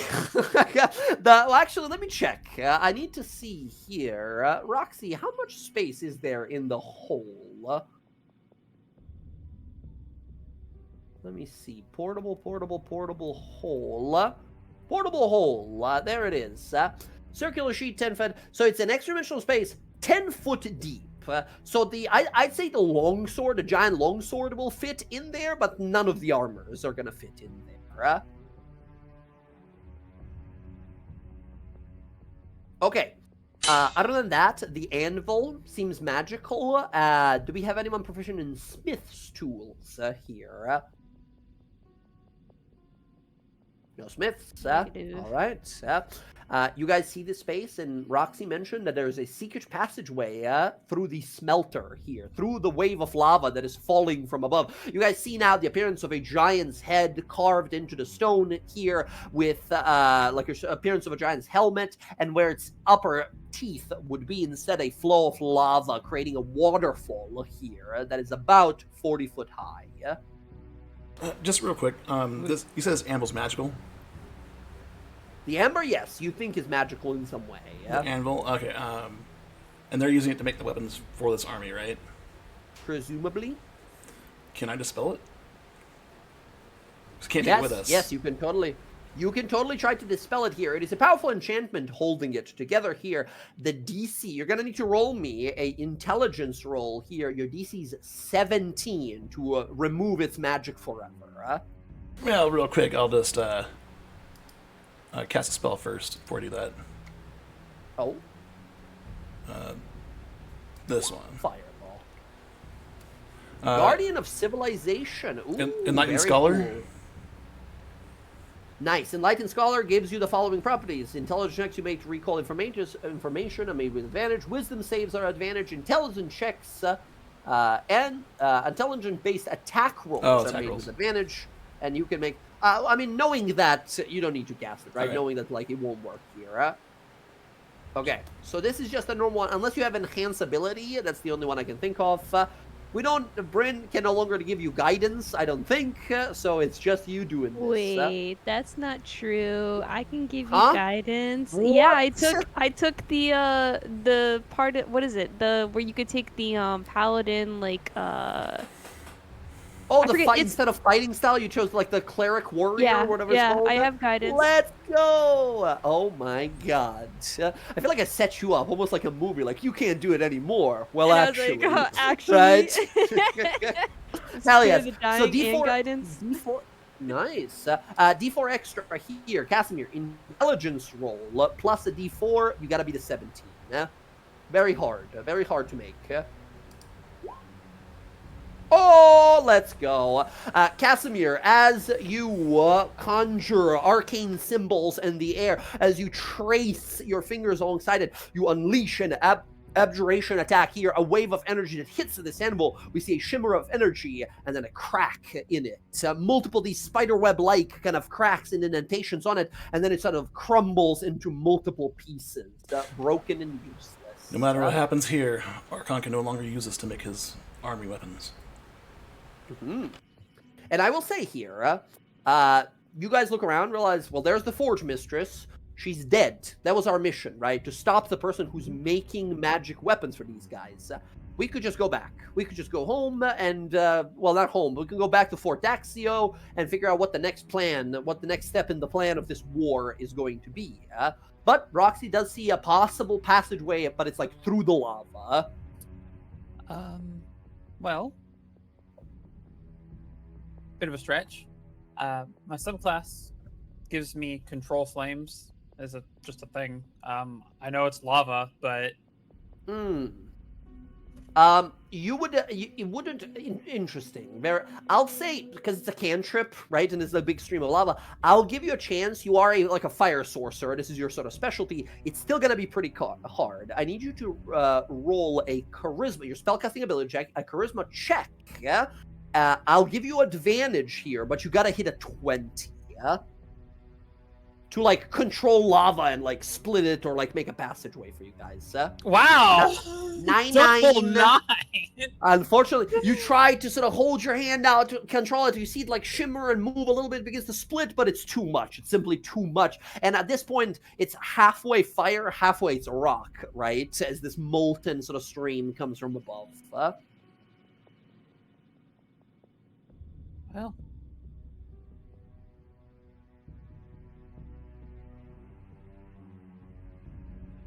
getting through that is gonna hurt. As the lava is falling, does it look like a thick sheet of lava, like really, really deep? Who's that like Pokemon? You mean like how much you would have to travel through the lava type of thing? Yes. Maybe 4 or 5 feet. Oh, It's not too thick. okay. 4 or 5 feet of lava is still pretty long to travel through. Right. But we have Misty Step abilities. We get to be able to see it. Dimension Door, I don't.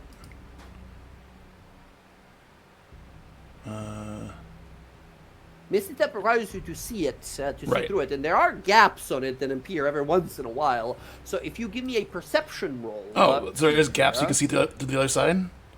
Yeah, every once in a while, right? Because it's not like constant like a curtain, right? Every once in a while, there's little gaps, as if, kind of like a waterfall, right? That is what Roxy like saw through immediately when she got into this room. Okay, 'Cause once okay. again, just passive from 21. And what do you need? Perception? This will be a perception check. I need you to hit a 15 perception to be able to see through the stream. Unfortunately, Inspiration. Casimir, you're squinting, you're looking at its burning using at your my eyes. inspiration. Okay. I mean, we do want to go to the other side, correct, Reroll. team? Yeah. I would Pretty say sure that's so. where the crucible is. Okay, 17. 17 is good. You see some gaps in it. If you choose to Misty Step through, you could. Rather than trying to go back and forth and ferry, are you all ready?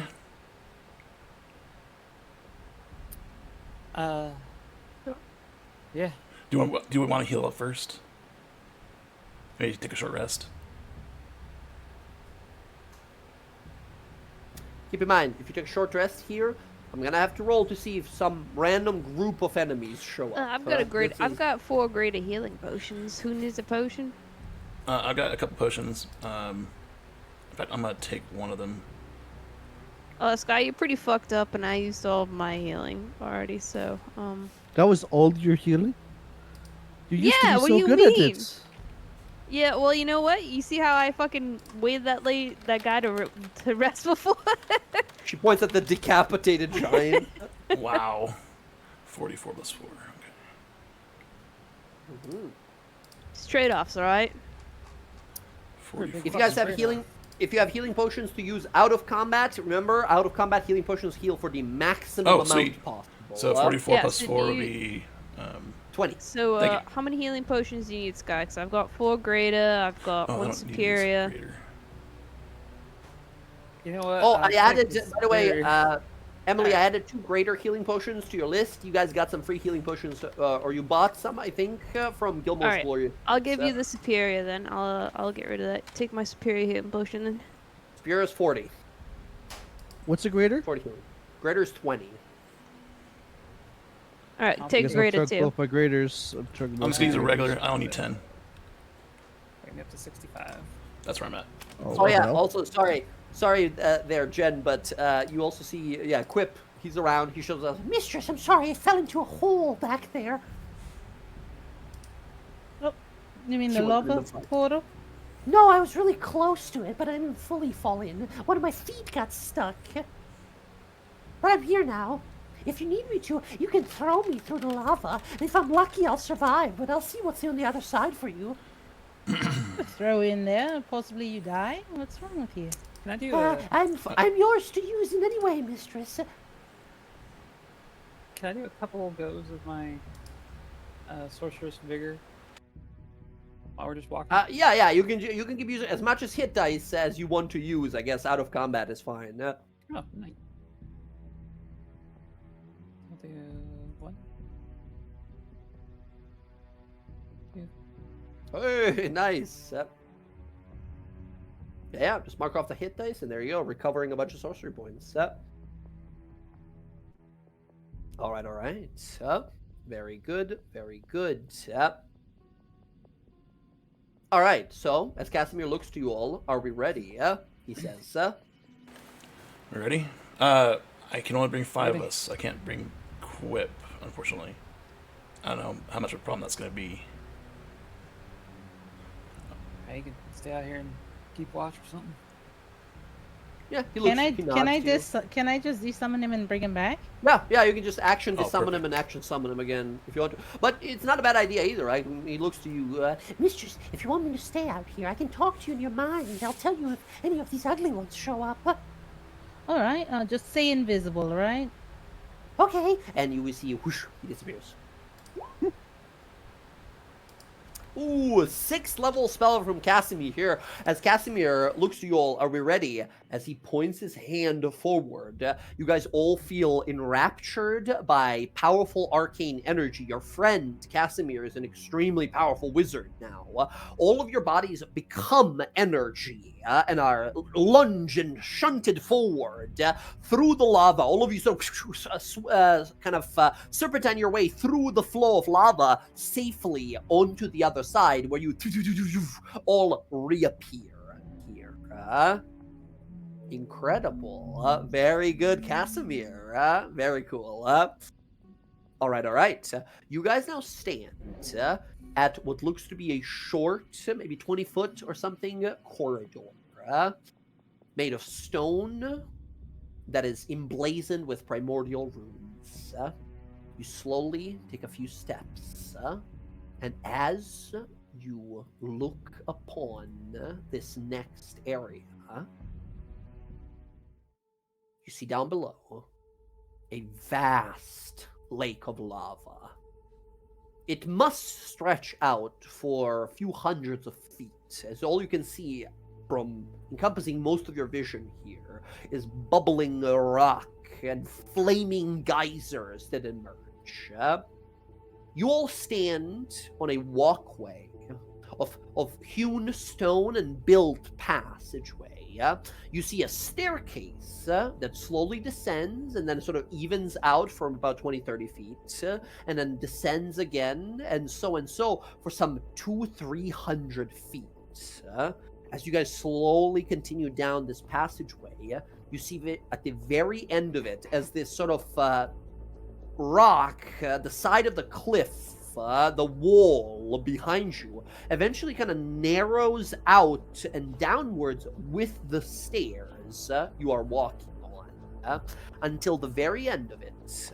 You guys see a platform built atop these tall pillars. Atop that platform is another massive anvil. You see, this anvil, however, seems more mundane, common looking, made of blackened steel or iron, perhaps. As you guys look upon these strange pillars that's rather than the chains that connect to them that are holding up the platform, much like the previous room, you quickly determine and realize that the platform that the anvil is on, whatever the purpose of it might be, is shaped like a massive hand. That's you guys. And this is the space you're looking at. A powerful sense of fire radiates in this space. Even as you feel sort of your resistance to fire trying to kind of fight against it here, this and Ebrin, as a paladin of the elements here, you sense an incredible elemental force here. Not giant magic, but truly like primordial, like elemental magic in this space. This is what you guys see. You walked for about like 200 feet down these stairs, and this is at the very bottom of it. That's the crucible out there, or just another anvil? That's a big anvil. That seemed mostly like a mundane anvil, too.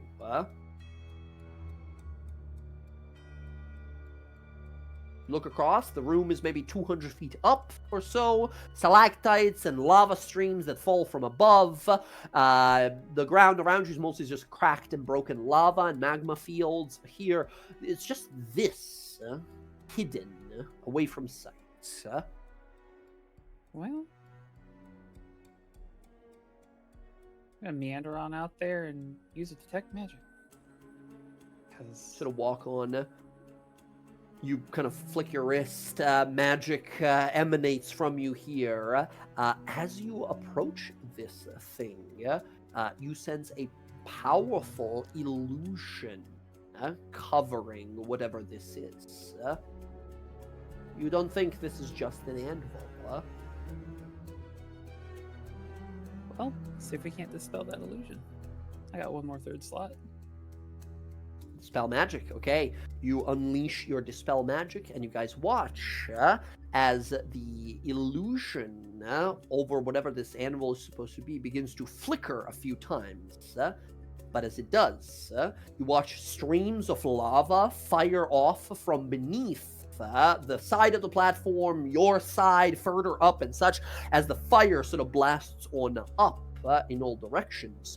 You all hear a sound. The dispel magic hits it here, but nothing happens. You see it like flicker for a moment, but it doesn't dispel it. Or maybe it is, but it's fighting something. As in that moment, you guys hear a voice of sorts.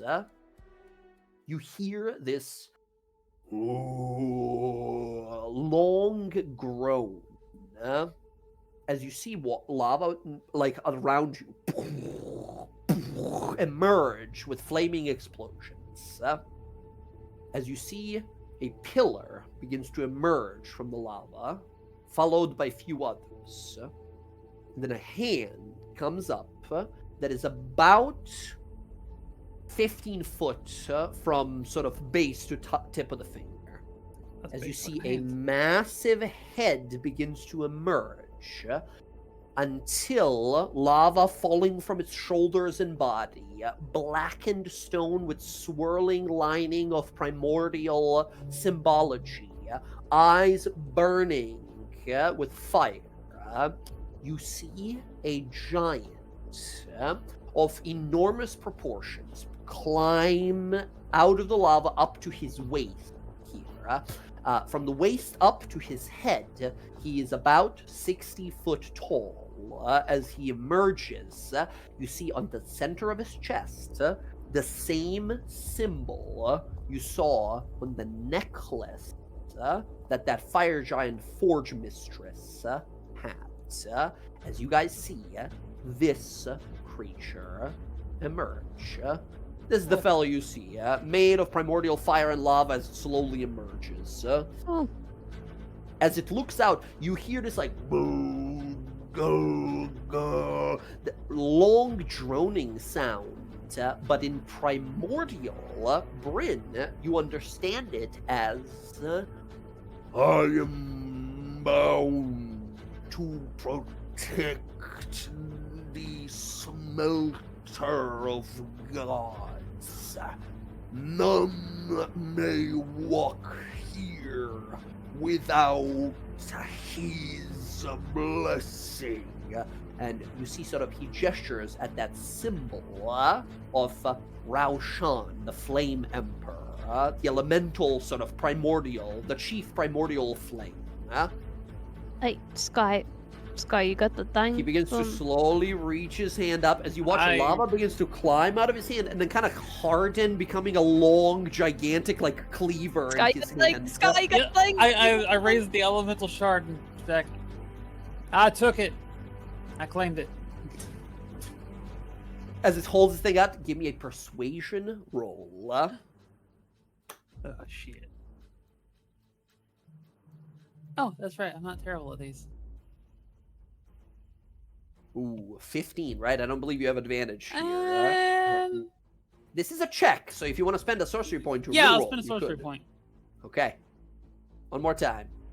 Hey! 32. Let's go. As you hold the symbol out, we've seen the symbol of fire on it as it like continues to conjure this massive flaming lava hardened like stone weapon about to swing down on you guys. Actually show you, I got an art of just about what this sword would look like.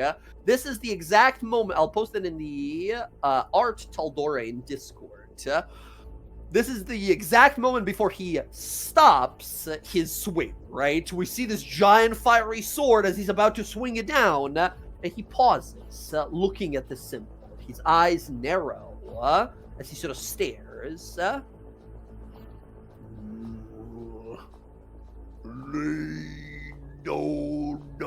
As he continues to make these deep droning sounds, Bryn, you understand it. It says, you are no giant.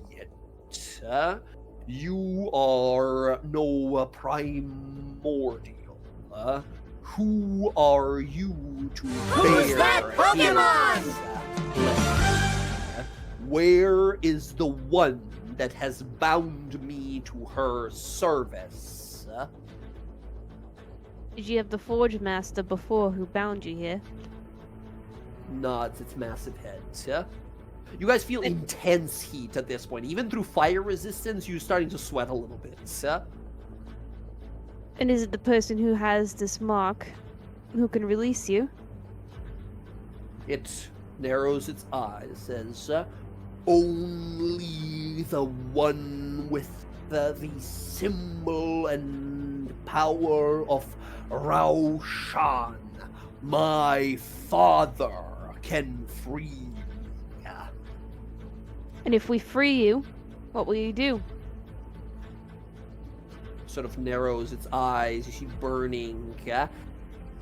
It speaks out. It bellows out. You feel wave after wave of hot air hitting you all as Sky and the rest of you guys, you're just hearing like bo be bo bo, and then like wind sounds from Bryn, right, as they're talking in elemental language. As you're holding up the symbol of that fire, it looks down to you, Bryn. He says, I know not. This has been my purpose for the last few weeks. Many years before that, I crafted powerful fire weapons for the giants of Volcanon. I remember not beyond then. I know not what is to be done with me if I'm free. If we free you, will you create weapons for us? Give me a persuasion roll. Alright.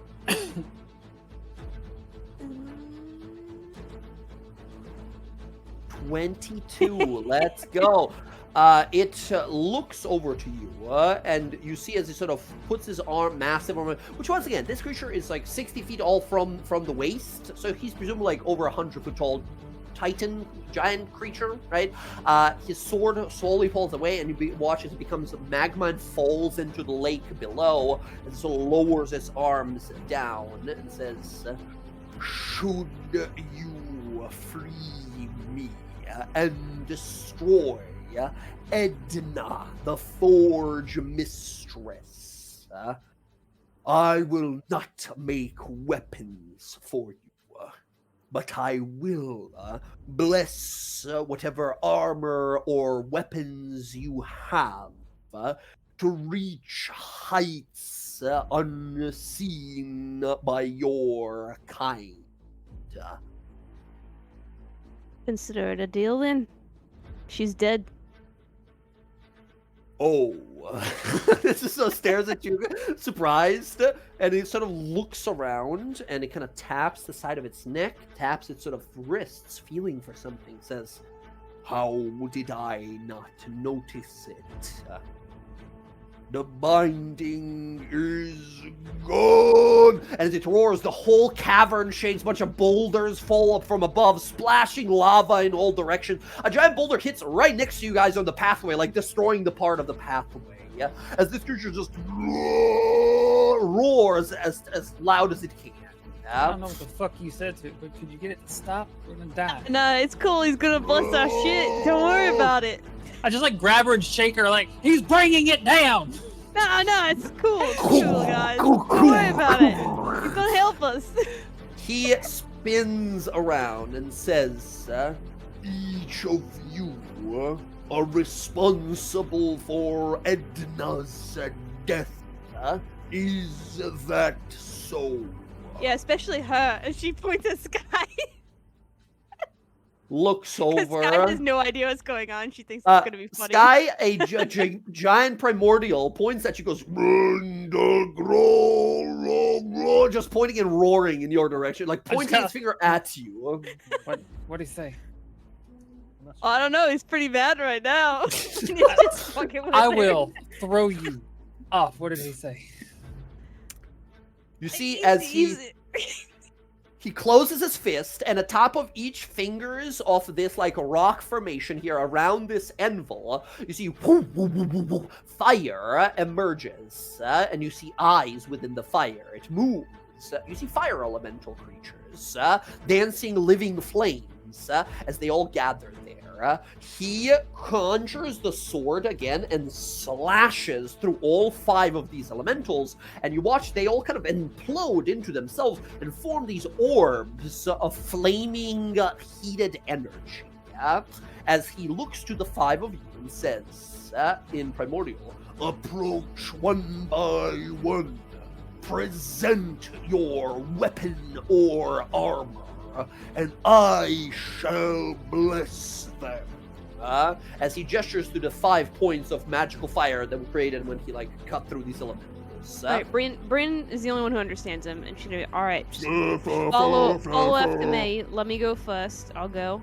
And she'll step up first, and she'll take the first blessing. Excellent. What do you present? What do you try to get blessed? Her armor, because she's already got the flail. Or her shield, I guess. Whichever would work better. You gotta choose one. Hold on. Let me look at the items. I think she just has the dwarven armor, right? Yeah, the dwarven plate. I'll do the plate.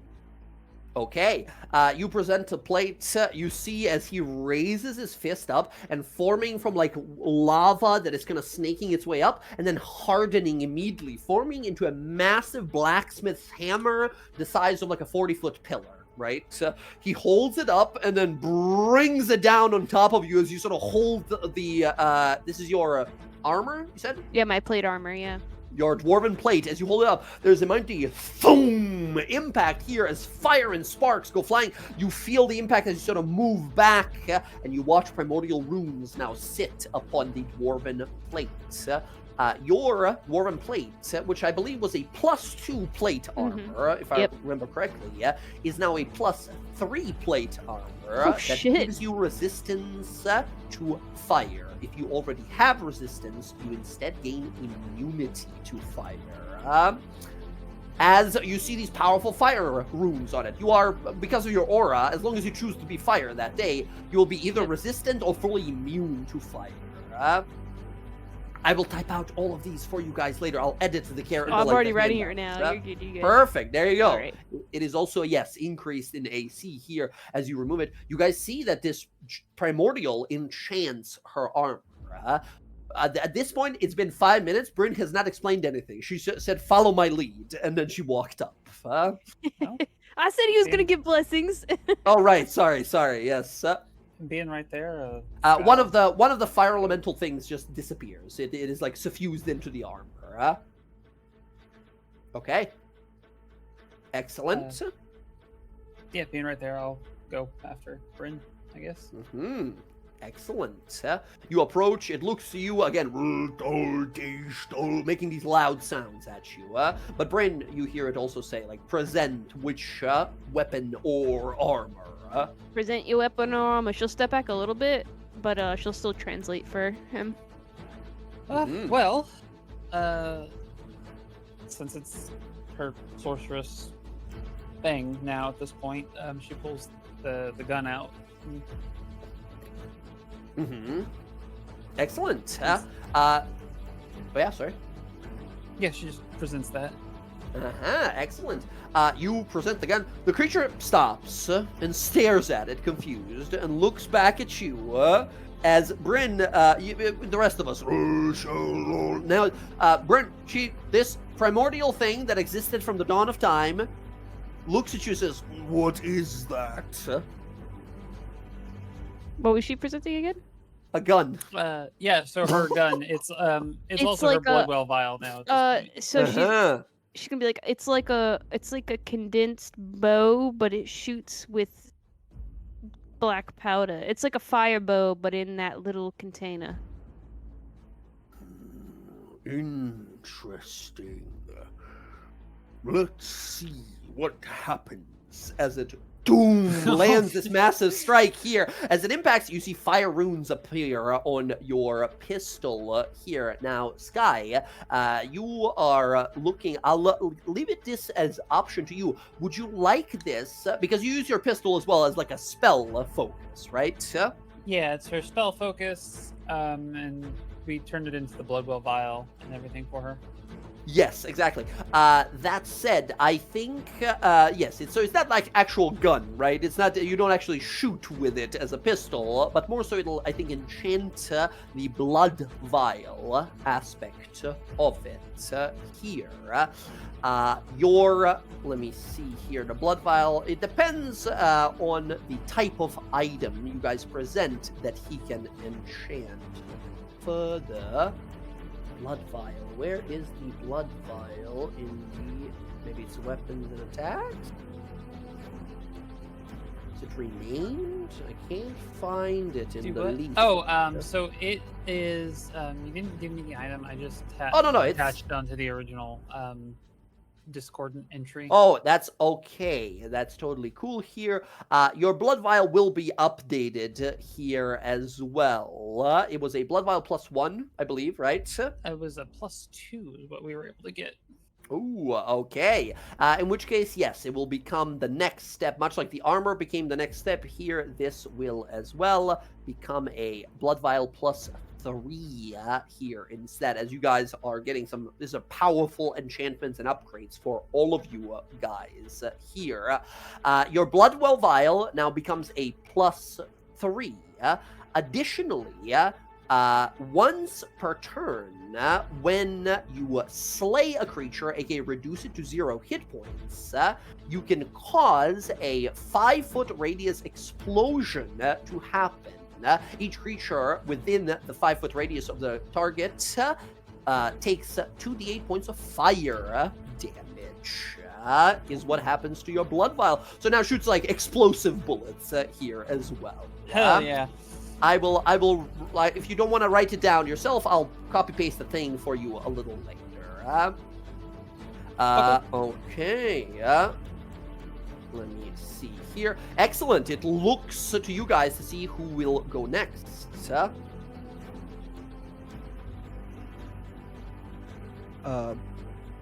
no one else will step up, I'll step up and I'll present the Makohiro and just say, hey Brynn, can you tell him that it's like the sword of my people, you know?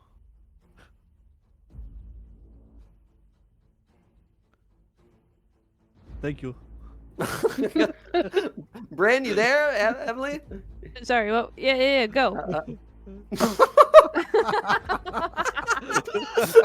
She was yeah. Go again, Zach. Go again. Can you tell him that this is the sword of my people? Oh yeah, sorry. That sword's important to her. It looks at it, and you see it as it sort of narrows its eyes and makes these loud sounds as you hear it say, I've not seen a weapon like this before. Let's see what we can do. It swings down, boom, impacts onto it here as it does. You see a fiery bunch of runes appear on the weapon here. The Ceremonial Makohidal was a +2 weapon. Now it becomes a +3 weapon that deals additional 1d6 points of fire damage on each hit. Let's go. Let me see if I can add that properly to the... I'll just leave it to you. I'm not even going to touch it. Don't worry, I got it. Deals extra 1d6. Shit. There we go. So it is now just a bigger, scarier fire weapon. Okay, beautiful, beautiful. As it slams into it, you see the fire runes, and these fire runes, by the way, that it places on your items, they glow for now, but will eventually, in like the next hour or so, subside and disappear. As it looks again and sort of nods its head as the third fire elemental's essence is imbued into this item. Obviously, all of these enchantments are going to be like fire-based. right?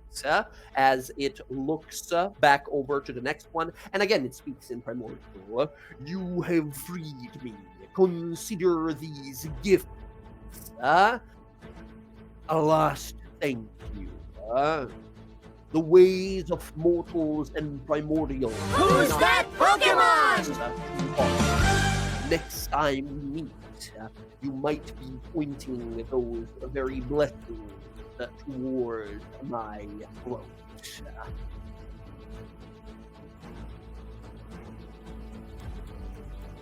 The rest of you guys hear. All right. Well, you go do your things. Just wherever you want to do your things. Just don't destroy. You know what? Just exist here. All right. Have a good time.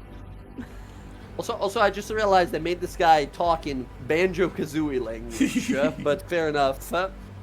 All right. Yeah, he looks to see who's next. Who next wishes to approach?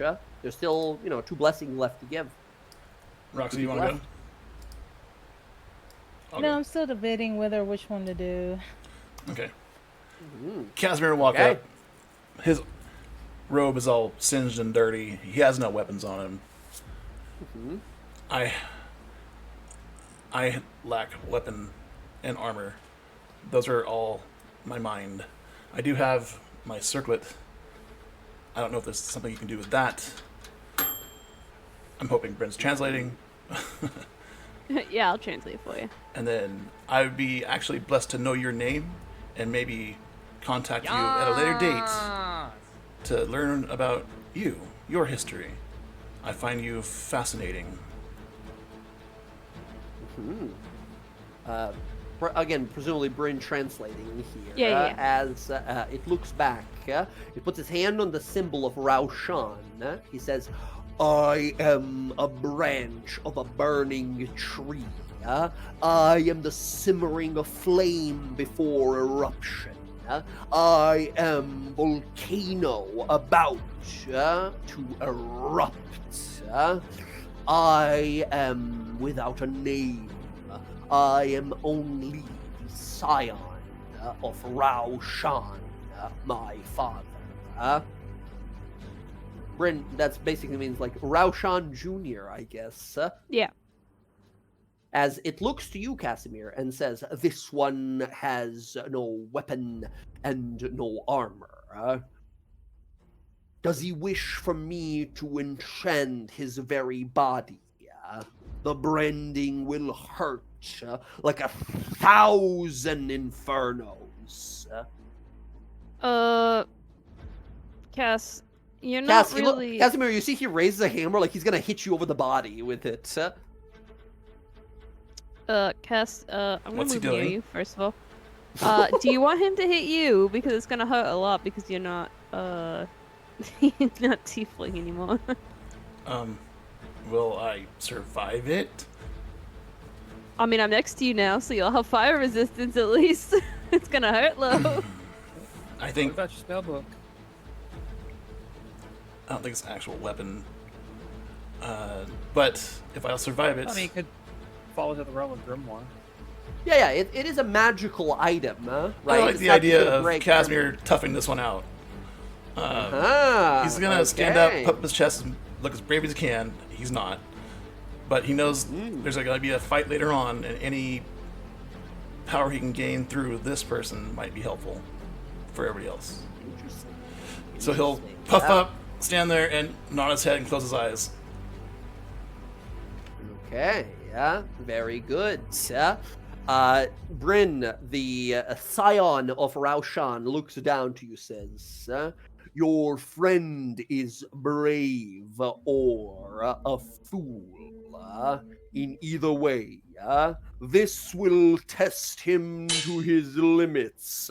And he brings up this massive hammer. You see, he thrusts his hand up, and the head of the hammer begins to burn with fire as he brings it down like a meteor towards Casimir. Casimir, are you like praise the sun here, or like do you lay down, or like what is your how are you doing? Like what are you doing here? No, he just stands there on all 4 legs and just sit up straight. His hands are at his side, and he's got his eyes closed.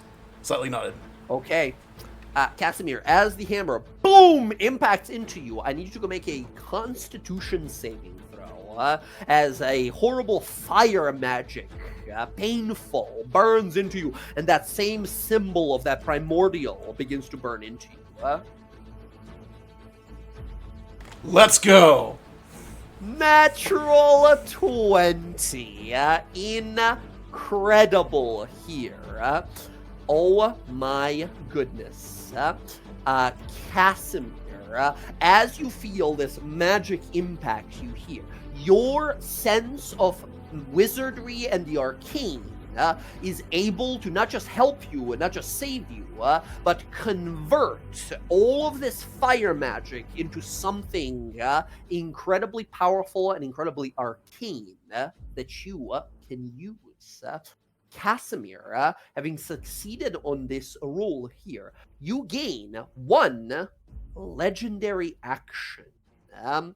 Casimir, much like your many enemies on your sort of journey so far, that you've seen sometimes use legendary actions, which basically says at the end of someone's turn, you get to do something, right? Once per round here. Casimir, you gain a legendary action as well here. In combat from now on your turns, at the end of anyone's turn that isn't yours, you can choose to either move or cast one of your cantrips. You can only choose one, and you can only do it once per round, so once per, like, initiative row, right? But you gain an ability now to just cast spells when it's not your turn, which is very powerful. As these fire runes burn. Sorry, what was that? I need to look up better cantrips. Gotcha. Still, as a wizard, every time you take a long rest, you get to switch one of your cantrips, which is nice. All right. Okay. There we go. Very nice. There we go. It was a very difficult con save here. On a DC of 25, with Bryn's help here, you are successful. Because you got 22 plus Bryn's 5 that got you over the actual limit there. Otherwise, there might have been some broken bones. As he raises this massive hammer, as we see the marks of fire all across you here. Casimir, you have endured this test. You are more powerful for it. You hear as he's making sound. Bryn, you hear him say, "Holy shit, he's alive." Sort of staring down at you. All right. Yeah, Casimir will nod his respects and saunter away. He just sort of nods. Last but not least, Roxy, it is your turn.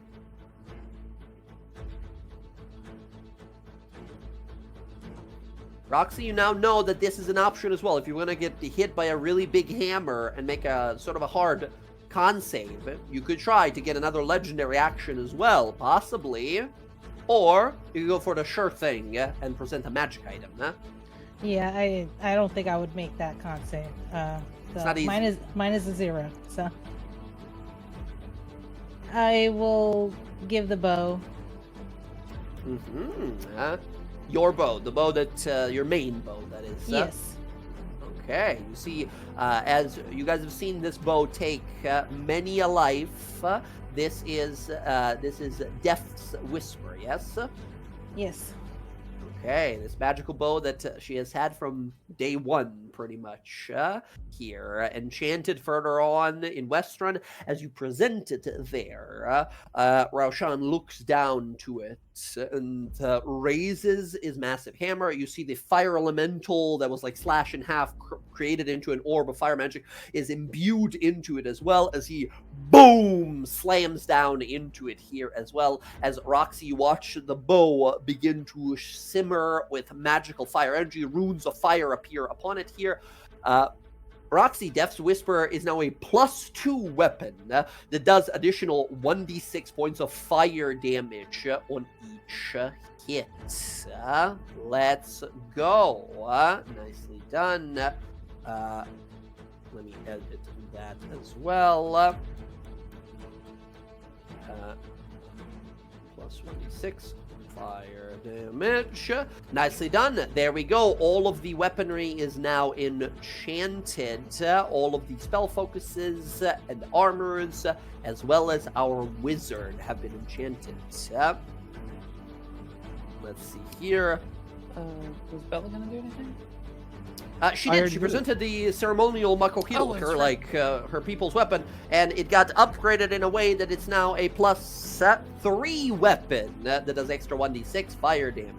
It upgraded to sort of next tier, Nice. as the primordial sort of stares down to you all.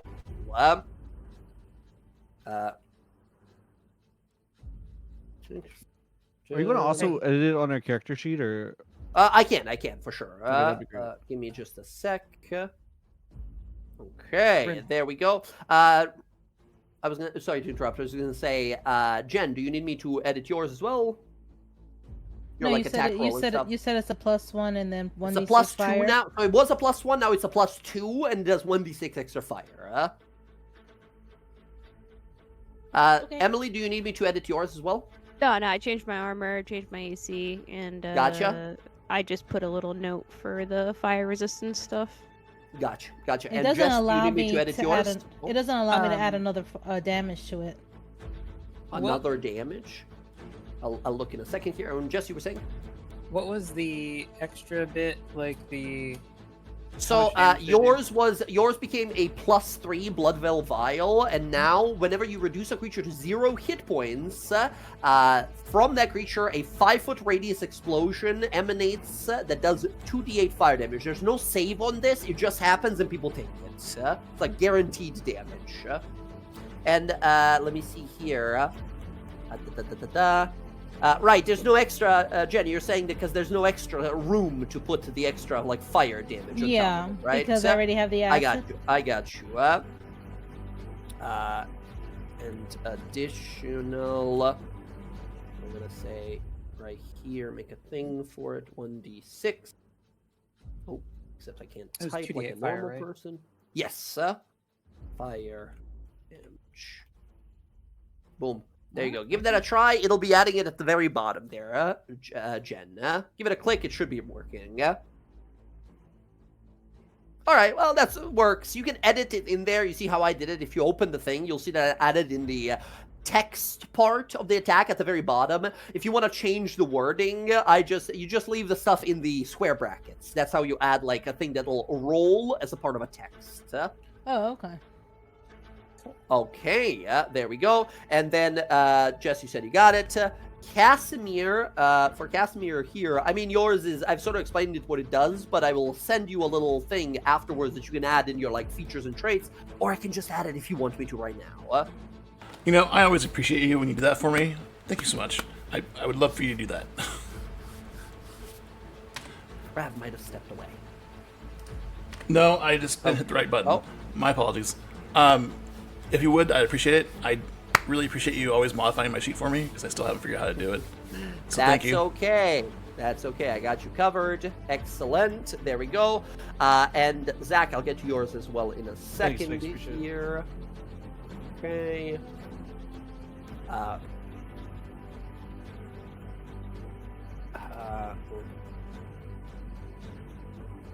Action, and we're gonna choose it as part of other. I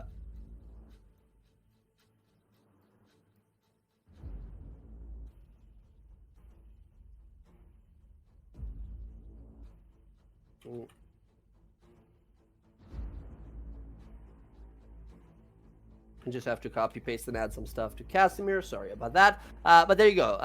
Rav, I've added it. It's the very last one in your features and traits. But do you need me to explain to you, like, what you've seen legendary actions before? I've done them against you guys 1,000,000 times, and now you have access to it. You want me to, like, explain in detail what it is, or you think you, like, got it, so I'm not over it? I think I got it. Just once per round until I start my next turn. Any other person's turn, I can do one Basically. thing. Yes, it Okay. refreshes on your turn, kind of like a reaction. But anybody's turn, Right? not just my allies, correct? Anyone's turn, but it can only not be after your turn. So you can't have your turn and then do a legendary. You have to wait for someone else to go, and then you can. Can you modify my sheet one more time? Yes. What's up? Can I place a for later? Can I place a cantrip? Yeah, which one you want? Remove dancing lights. Take mind sliver. Mind sliver instead of dancing lights. Okay, mind sliver. Let me add that in there. Boom. It should be in there. Thank you very much. There you go. Who's that Pokemon? Excellent. And then let me add Zach real fast here as. Yes, friends, we have successfully.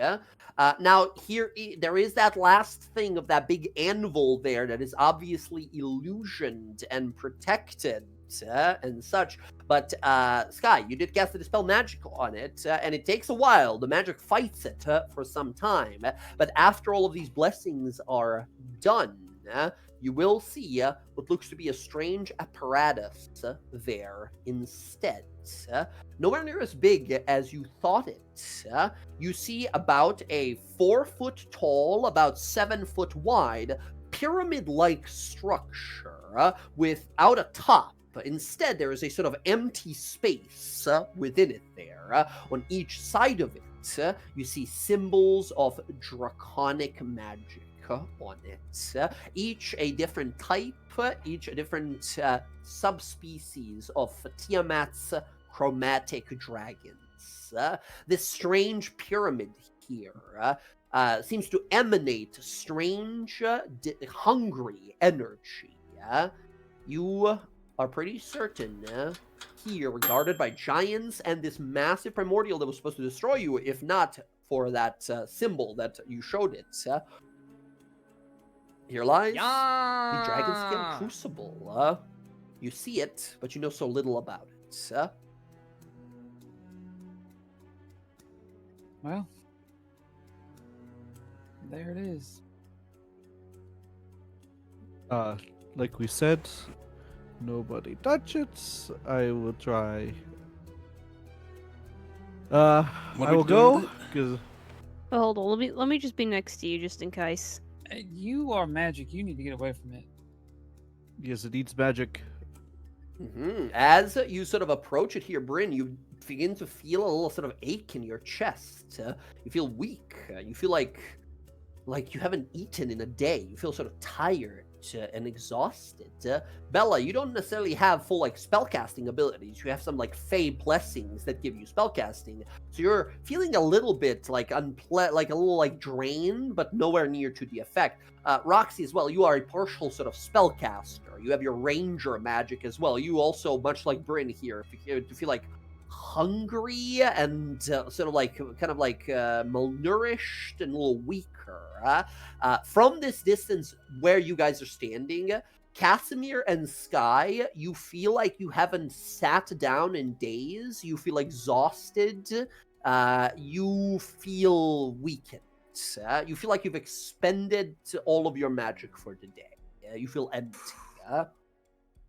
Okay, I handle this, all right? And then I will go and I'll try to lift it.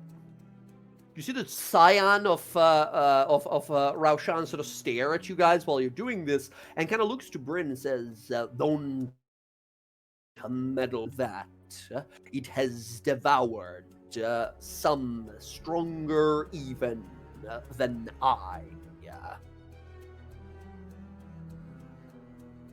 Yeah, be careful. It looks over and sort of glances at you and says, "I shall take my leave. I'm going to the very core of the planet. Goodbye. May Thanks. the winds carry you, child No, they will. of Is-Ihan." And when he says that, you feel a little spark of lightning within you. Wait, what does that mean? What does He that turns mean? around and walks away.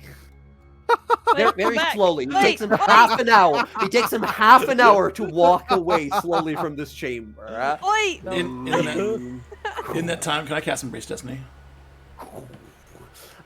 You cast Embrace Destiny. Yes, that's fine. And Like, we're like, you wait, see- fucker, stop! As he's just slowly walking away. But he's Bella's like doing doing some warm-up spots. he's doing the elevator bit where he's slowly sinking into lava, right, as he's walking away. Yeah. So, As Bella, yeah. What are you doing with it? I was going to lift it so I could carry it out. We're not taking it here. So where are we taking it then?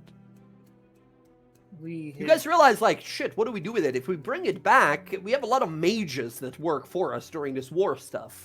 They're gonna get a heart attack from this thing eating magic, but we can't leave it here because then they have it. Our Can you gonna plan tell that her? we had discussed was to leave it here last time. You Aren't guys said you're tell gonna leave her? it here as like Yeah. a trap for Arenia. Oh, Yeah. that's right. Yeah, that's Can I what we see if had, I can move it just to see? Well, we were gonna have Orenia take it for us, and then we were gonna take it from her. Oh, that is correct. I remember this. But But what is in the case when we have to take it from her, it would be good to know if I can move it or not. Looks heavy, but you have a lot of strength. You can give me an athletics Let me roll just to see pick if it you up. can Let me lift just pick it huh? up. Yeah. I'm just going to try to do some warm-up squats, and I'm just going to try to lift it and see if I can deadlift this deal. Athletics, you say? And yeah, Casimir, yeah, there you go. You can embrace destiny, although you have to like stand all the way back. It's very unpleasant. But yeah, athletics. Oh, 31. 31, yeah, it's very heavy. It's like 200 pounds, maybe more. But you heft it and throw it on your back, and you realize like, okay, it's very fucking heavy, but I could carry it maybe for a better part of an hour or something before I'm fucking like my spine, my back's gonna hurt. But yeah, you can lift it. Okay, and then I'll... It doesn't seem to activate in any way. You don't think it. You think to yourself like you might need something, some prerequisites or something. It's not doing like crazy magic stuff or anything like that. Gotcha. Okay, and then I'll put it back down. Good to know. I got it next time. This baby's mine. Excellent. So, as you guys here, so what are you gonna do here? You kind of cleared out the giants. You did your mission here. Arenia, for best we understand, doesn't know that something's up, right? She probably thinks Sky is still sort of a friend, right? So, are we gonna wait here to see if they show up? Because it's likely that some like guards or reinforcements or something like that shows up, right? When they come for like, hey, where's the next batch of weapons? Why are you dead on the floor, right? To the giants that are there. So they're going to probably start looking into stuff. Do we want to stay here and wait and possibly trying to hide or deal with whatever reinforcements come this way? Or do we want to leave and make it easy for possibly Arenia and Kenneth to walk in here, take this thing, and then hopefully meet with you guys later? You think we could chuck this shit into the lava? Well, that was what I was asking. Is what is the end goal of this thing? To use it for our side later, need it. or destroy it? We needed to destroy the Pacers, do we not? Right. It's one of the main Right. things. Yeah. Thank you for reminding me. You guys realize for that that. it's... And if you throw it in the lava, it's out of our reach. And if she takes it, it's out of Archon's reach. Easier to take it back from her and the others rather than leave it here. Maybe Archon will be so pissed he'll go after them instead of worrying about the wall. That's what happened the first time, isn't it? Yeah. Pretty Hey, much. you want to tell her that it's good to go? To clear the path for her? What you did? Yeah, I can let her know. Hey, is there, Bella? Are there any like nooks and crannies on that thing? There's like some like not handholds, but each corner has like a dragon head carved into it that you can kind of grab by putting your fucking hand in the dragon's mouth. I mean, like, can you shove a coin in a crack somewhere? Like, have it kind of hidden? Yeah, you can put it in the dragon mouths, right? Do they have jeweled eyes? They do seem to have different gems of different colors for eyes, like green ones for the green, blue for the blue, red for the red, and that type of stuff. They seem to be sort of like a part of it, a part of the structure. For what it's worth, she's not an idiot. Thinking of hiding something on there, she'll probably find it. I think you'll be able just to scry on it now that you know what it is. You wouldn't need anything. I suppose that's true. Yes. Yeah, scrying on an object is not a thing, I will mention. You can scry on a person, I believe, and location. on a location, but not an object.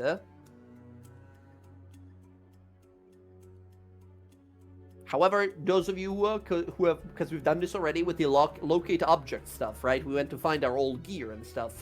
Now you know what it looks like. You're familiar with it. You can cast that spell always if you're like in the area of it and go looking for it.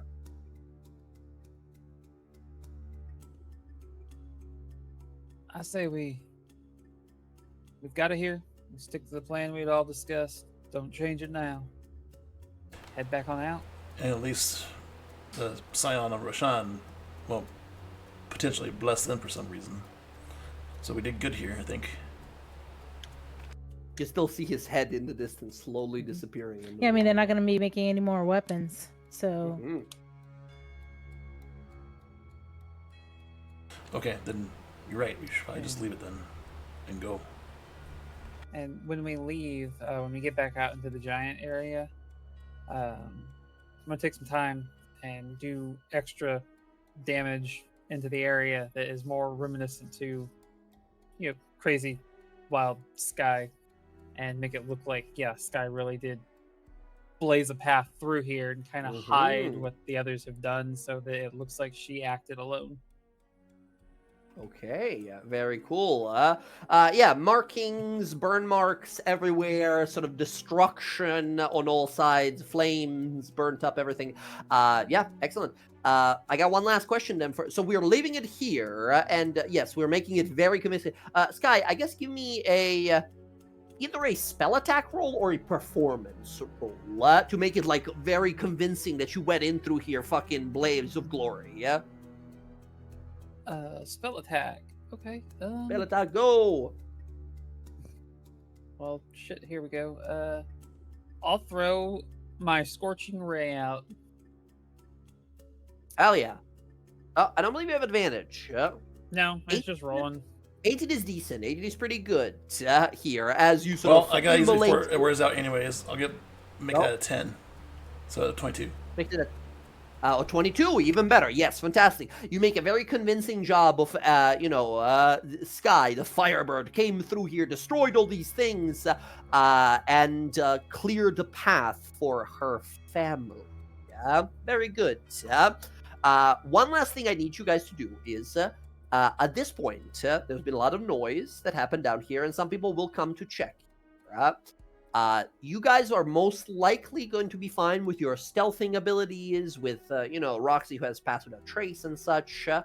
I need you, I'm gonna just pick one of you guys here randomly. Actually, you know what? Emily hasn't played in a few sessions here. Emily, we're gonna base a very important pure luck check based on your roll. Oh, we're getting a 3.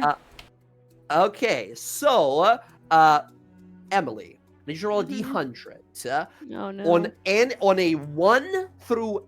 Okay, well, I was gonna say on a 1 through 50, you guys get out scot-free. Nobody catches you, nobody notices you. You're good here. On a 51 through a 90, you would have ran into some problems and problematic situations, some dragons even possibly. On a 91 through 100, you would have ran into Archon again. Okay.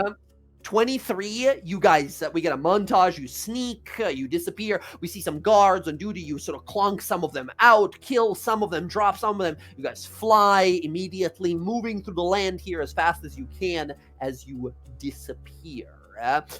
Sky, as you sort of turn and look up into the clouds above, you see a sort of glint of snow coming through from some of the dark clouds that are kind of moving on their own.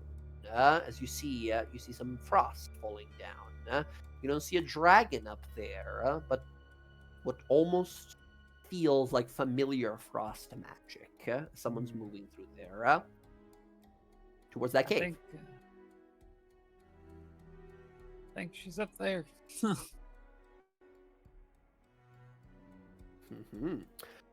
that, I was going to tell you, if he, meaning Vecna, is working with her, and he's in your eyeball, it's quite possible she knows that you're not you anymore.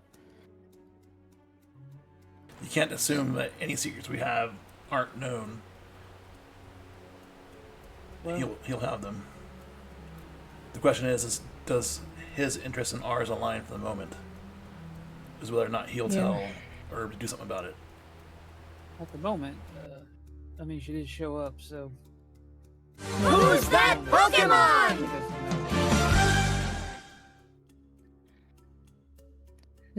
We just be a little cautious when we go after the plan to get it back.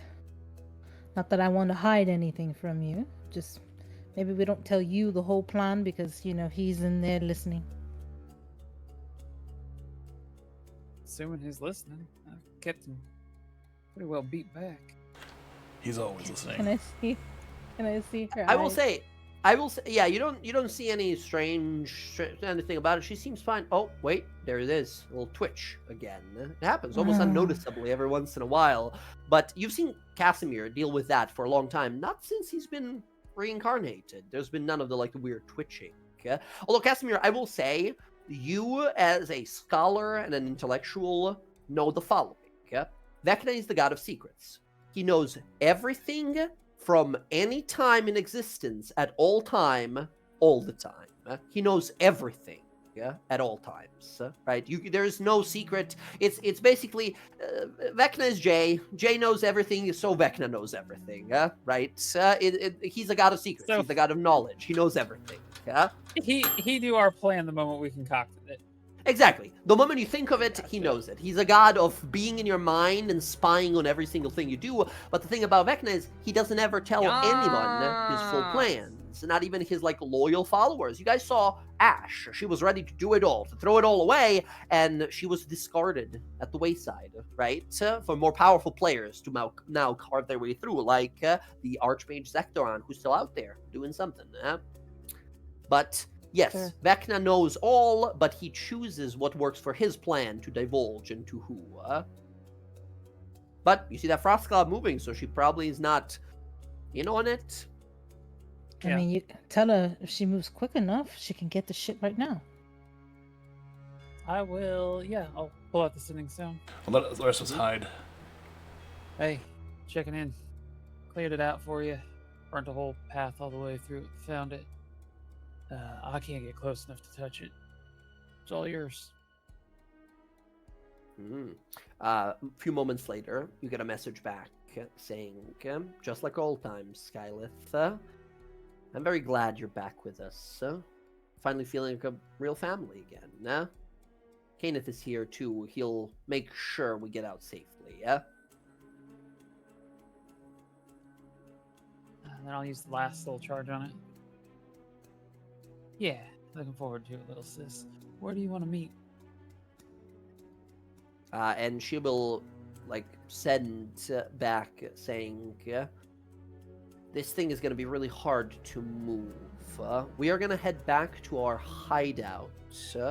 There's a place in the Shale Steppes, just north of Iman. Old laboratory of some mage who died long ago. We made use of it. That's where Ash was before she lost control over us. That's where Archon's people attacked her and took the Crucible. We're gonna head back there. They won't expect us to use it again. Alright, is that kind of goes through? You've not been to that place. You've not seen it, but they've mentioned it. We found this hideout. There's a weird symbol on the wall of a minotaur face. And then I've seen that. Yeah, exactly. Right? Just I know that. Yeah. All right, cool. Yeah. So it's there. They told you kind of vague area, so you think if you're in the area, some survival checks, you might be able to find it. There was a teleportation circle that we glimpsed at one point. You got a glimpse at it for sure. I'll say if you want to right now, give me an That's in Arcana Kaz's roll. book. Oh, it is. That's to a different. No, that was a different. That was one in Marquette, I believe. This is the one that's here that they have. You guys just saw it through a little portal opening when they were escaping you guys. One of the combats we had with them.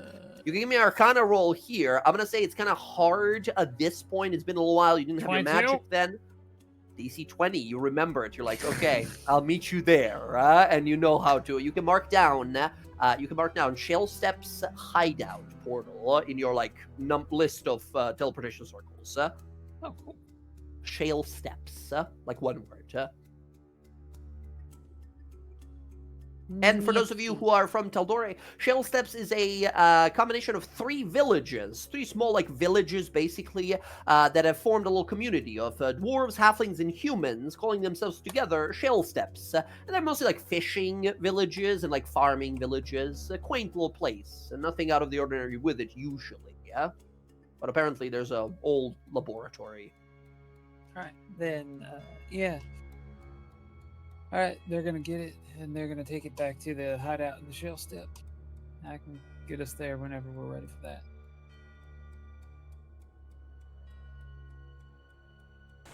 Mm-hmm. Good job. Excellent. You guys with that return to Fort Daxio. You come on back, you see a bunch of soldiers are preparing and such. As you see some reinforcements, even more, have arrived. You see 3 sky ships, floating ships in the sky with like arcane cannons on them and such, with crews of soldiers on them ready to combat all manner of flying enemies here. You see more like hill giants from Pools of Wittebach have arrived here from Dodafir. You see amongst them as well here is Prince Gondolor. You see your old friend Prince Gondolor, who gives a little wave to you guys as you approach here. You see more gnolls have arrived from Turst Fields here. You see a group of sort of like platinum dragon paladins and warriors led by Cedric here, who's on his mount, talking to people, sort of like inspiring them, getting them ready for combat and such. All manner of sort of like preparations are being made. As you guys make it back, it takes you another like half a day to make it back. So half a day there, half a day back. On the half a day back, you guys can go ahead and get a long rest. As the following morning, you guys make it back to Fort Daxio.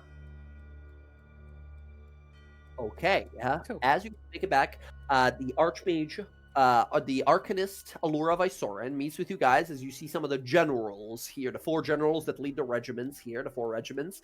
Allura sort of looks to you and says, goodness, you're back already, yeah? Please tell me you got some good news,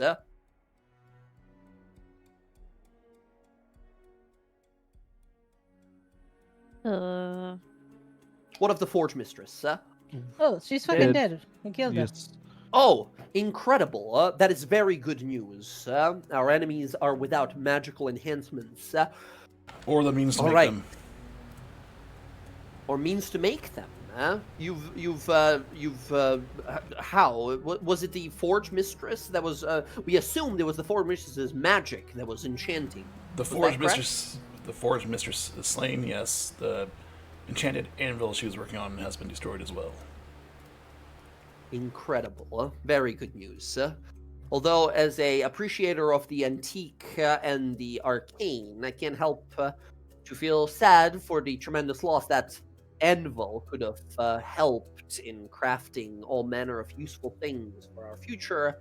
We'll have to settle for this. Sure, but we couldn't carry it, and we didn't want them to have it, right? It's a clever decision. It was a safe decision. Very well. The General Fayugian and his scout regiment have been scouring the land here, looking for just about any new information. It seems that the hordes of Archon have amassed.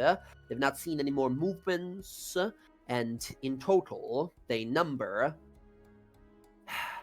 just over 40,000 troglodytes, lizard men, giants, and dragons.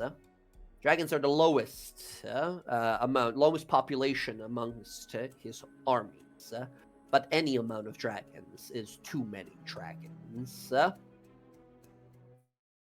We do have allies of our own that have arrived as well. We have some sky ships that have arrived, and hopefully soon enough we'll be having some delegates and warriors from Singorn as well arrive.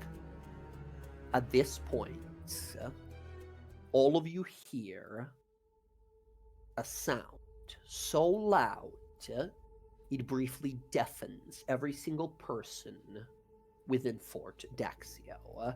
All of you feel the ground sunder and shake as you spin and you look across miles from here. You see a bolt of lightning so vast and immense blast into the mountainside. As you spin around, Bryn, immediately, you sort of reach for your symbol of cord. This is no lightning of the storm gods. This is something else. You see Alora look into the distance. She calls over to Kay Clearsight, who is the general of sort of like the mages and the ship combat people here at Fort Daxio. She looks at her and says, "What is going on there? We need eyes." General Clearsight casts a spell. A giant orb appears in the sky, and a projection of a sort of like a divination spell or like a scrying spell appears there. You see the excavation site. Standing above the excavation site there, sort of kneeling and looking down with a massive, the Fame Eater axe that has taken some of your guys' lives, the Archon, the rotting hand of Vecna that he grips it with. A bunch of the draconic sorcerers are surrounding the excavation site, casting magic, waving their hands around. You see Alora looking at it like, what is this? What are we looking at here? Archon looks over in this projection and says, "It's time. We've taken enough setback. If we can't perform the ritual, if we cannot have her grace amongst us, we will burn their lands until we find it again." He looks over.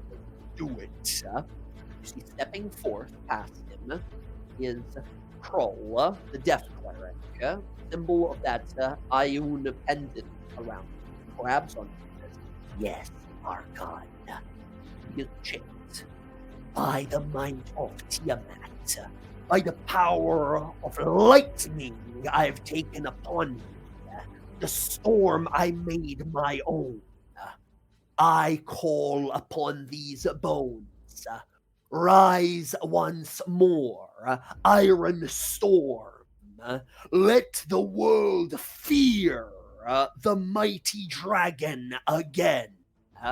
Rise, Brimscythe." A bolt of lightning continues to slam into that gigantic skeleton of a dragon you guys saw at that excavation.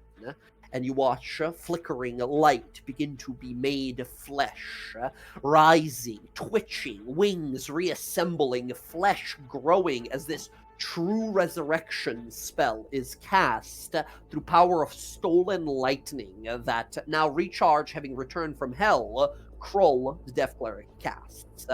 And reforming there in front of everyone's eyes is Brimscythe, the Iron Storm. A blue dragon that is not a ancient dragon, but a great worm instead. The greatest, most powerful dragons that can ever possibly be. As he begins to rise to its full size of some 130 or so feet. As the Archon steps forth, as Brimscythe stares down to him. Archon points at him, and you see a strange, like a belt that Archon has on. He takes it off, and you see symbols of 5 dragon heads glow, and he places this belt as if a crown of this massive dragon's head. 5 different colors: green, black, white, blue, red, flash in Brimscythe's eyes, now resurrected, and then he blinks a few times.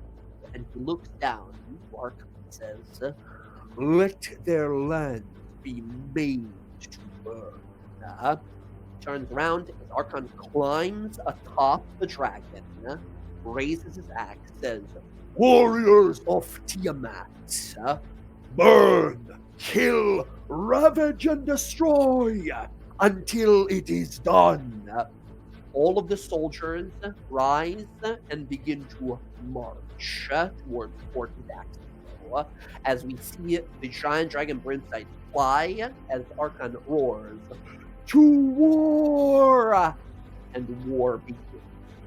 You see everyone here looking off in distance, and even from here, some miles away, you guys see the biggest dragon you've ever seen. Who's that Pokemon? Dragons, zombies, lizardmen, dragonborn, troglodytes rushing. You see chimeras and manticores. You see etins and hill giants, all manner of monsters that have sided with Tiamat.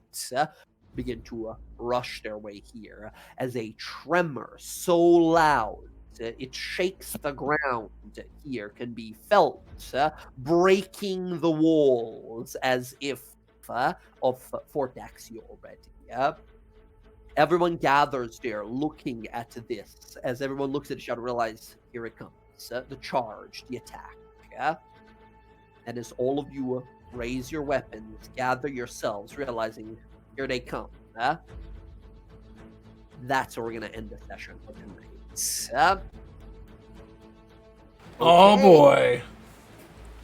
That's where we're going to pause it for tonight, friends, as Archon realizes the Crucible has been stolen and says enough is enough. Now, yes, unfortunately, we didn't get to kill Kroll, his Death Cleric, who is now resurrected, like fully, not zombified, but like fully resurrected. Brimside, the Iron Storm, aka the dragon that Vox Machina slew way back in their adventures.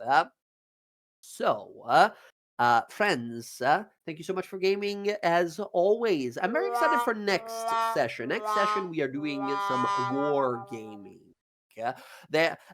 Quick mention, I'm not going to put you in initiative role with 30,000 enemies, just to clarify real fast. We're going to be doing many like skill checks. You guys are going to have to be pretty clever in some manners, and we're going to need some high rolls to come through. I'll explain how it works. But I will say, this is a war situation here. There is an overwhelming amount of enemies. You guys are extremely powerful. You saw what you did today. But you are adventurers. You specialize in odd, strange jobs where you need to go into a place and deal with a thing, be it with violence or clever sort of ideas. War's a little different. There's a little too many enemies for us to continually fight without dying. Death is very much so possible. Worst case scenario, and this is not incredibly unlikely if things don't go our way, Fort Daxio could go down, and then this army of dragons can roll over the countryside, and we might continue that defense in Iman. And if that falls, we might have to go to a different continent at that point, because it's possible that your characters might die during this war. So, stakes have never been higher. Arenia and Canis have presumably grabbed, that's why Archon was probably pissed, probably grabbed the Crucible. We have many of the other ones, right? We have some of the pages. We have the Arcane Battery. Arenia, presumably, has the beacon and the Crucible now. We know where they're going. We can teleport. I'll get you guys next week for continuation of this. So yeah, very fun. Glad to be back in like full force again. We got everyone back. Very exciting. Yay. Check how we're looking for Huzzah. next week. I'm good. Should be good. Okay, cool. Jack, Should be Jen, good, should be good. Jess, Zach. Okay. This coming week, should be good. Thursday could be dicey depending on work, but Sunday I'm fine. Gotcha. And Jen? Yeah, I'm good. Unless there's a tornado, then Oof. but I can't account for that. All right. Well, let's stay safe. Let's try to stay safe out there. Guys, we'll pick up here from here next week. Until then, everybody, take care of yourselves, take care of your loved ones. Enjoy your week, enjoy your games, D&D or video, and I will catch you guys in a few days for some more dice rolling. Until then, good night. Night. Night. Good night.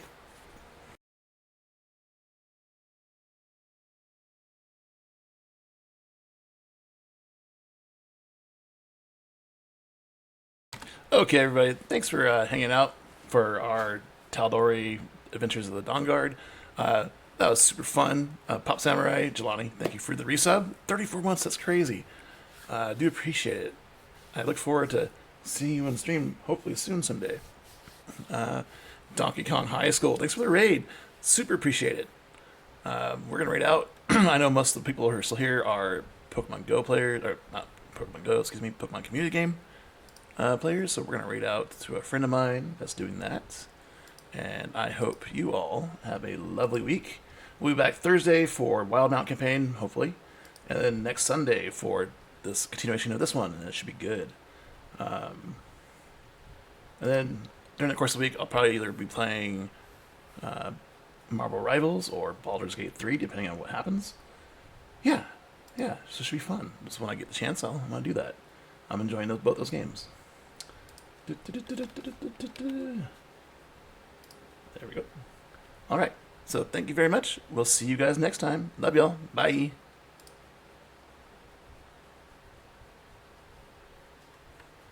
Night, Jackie.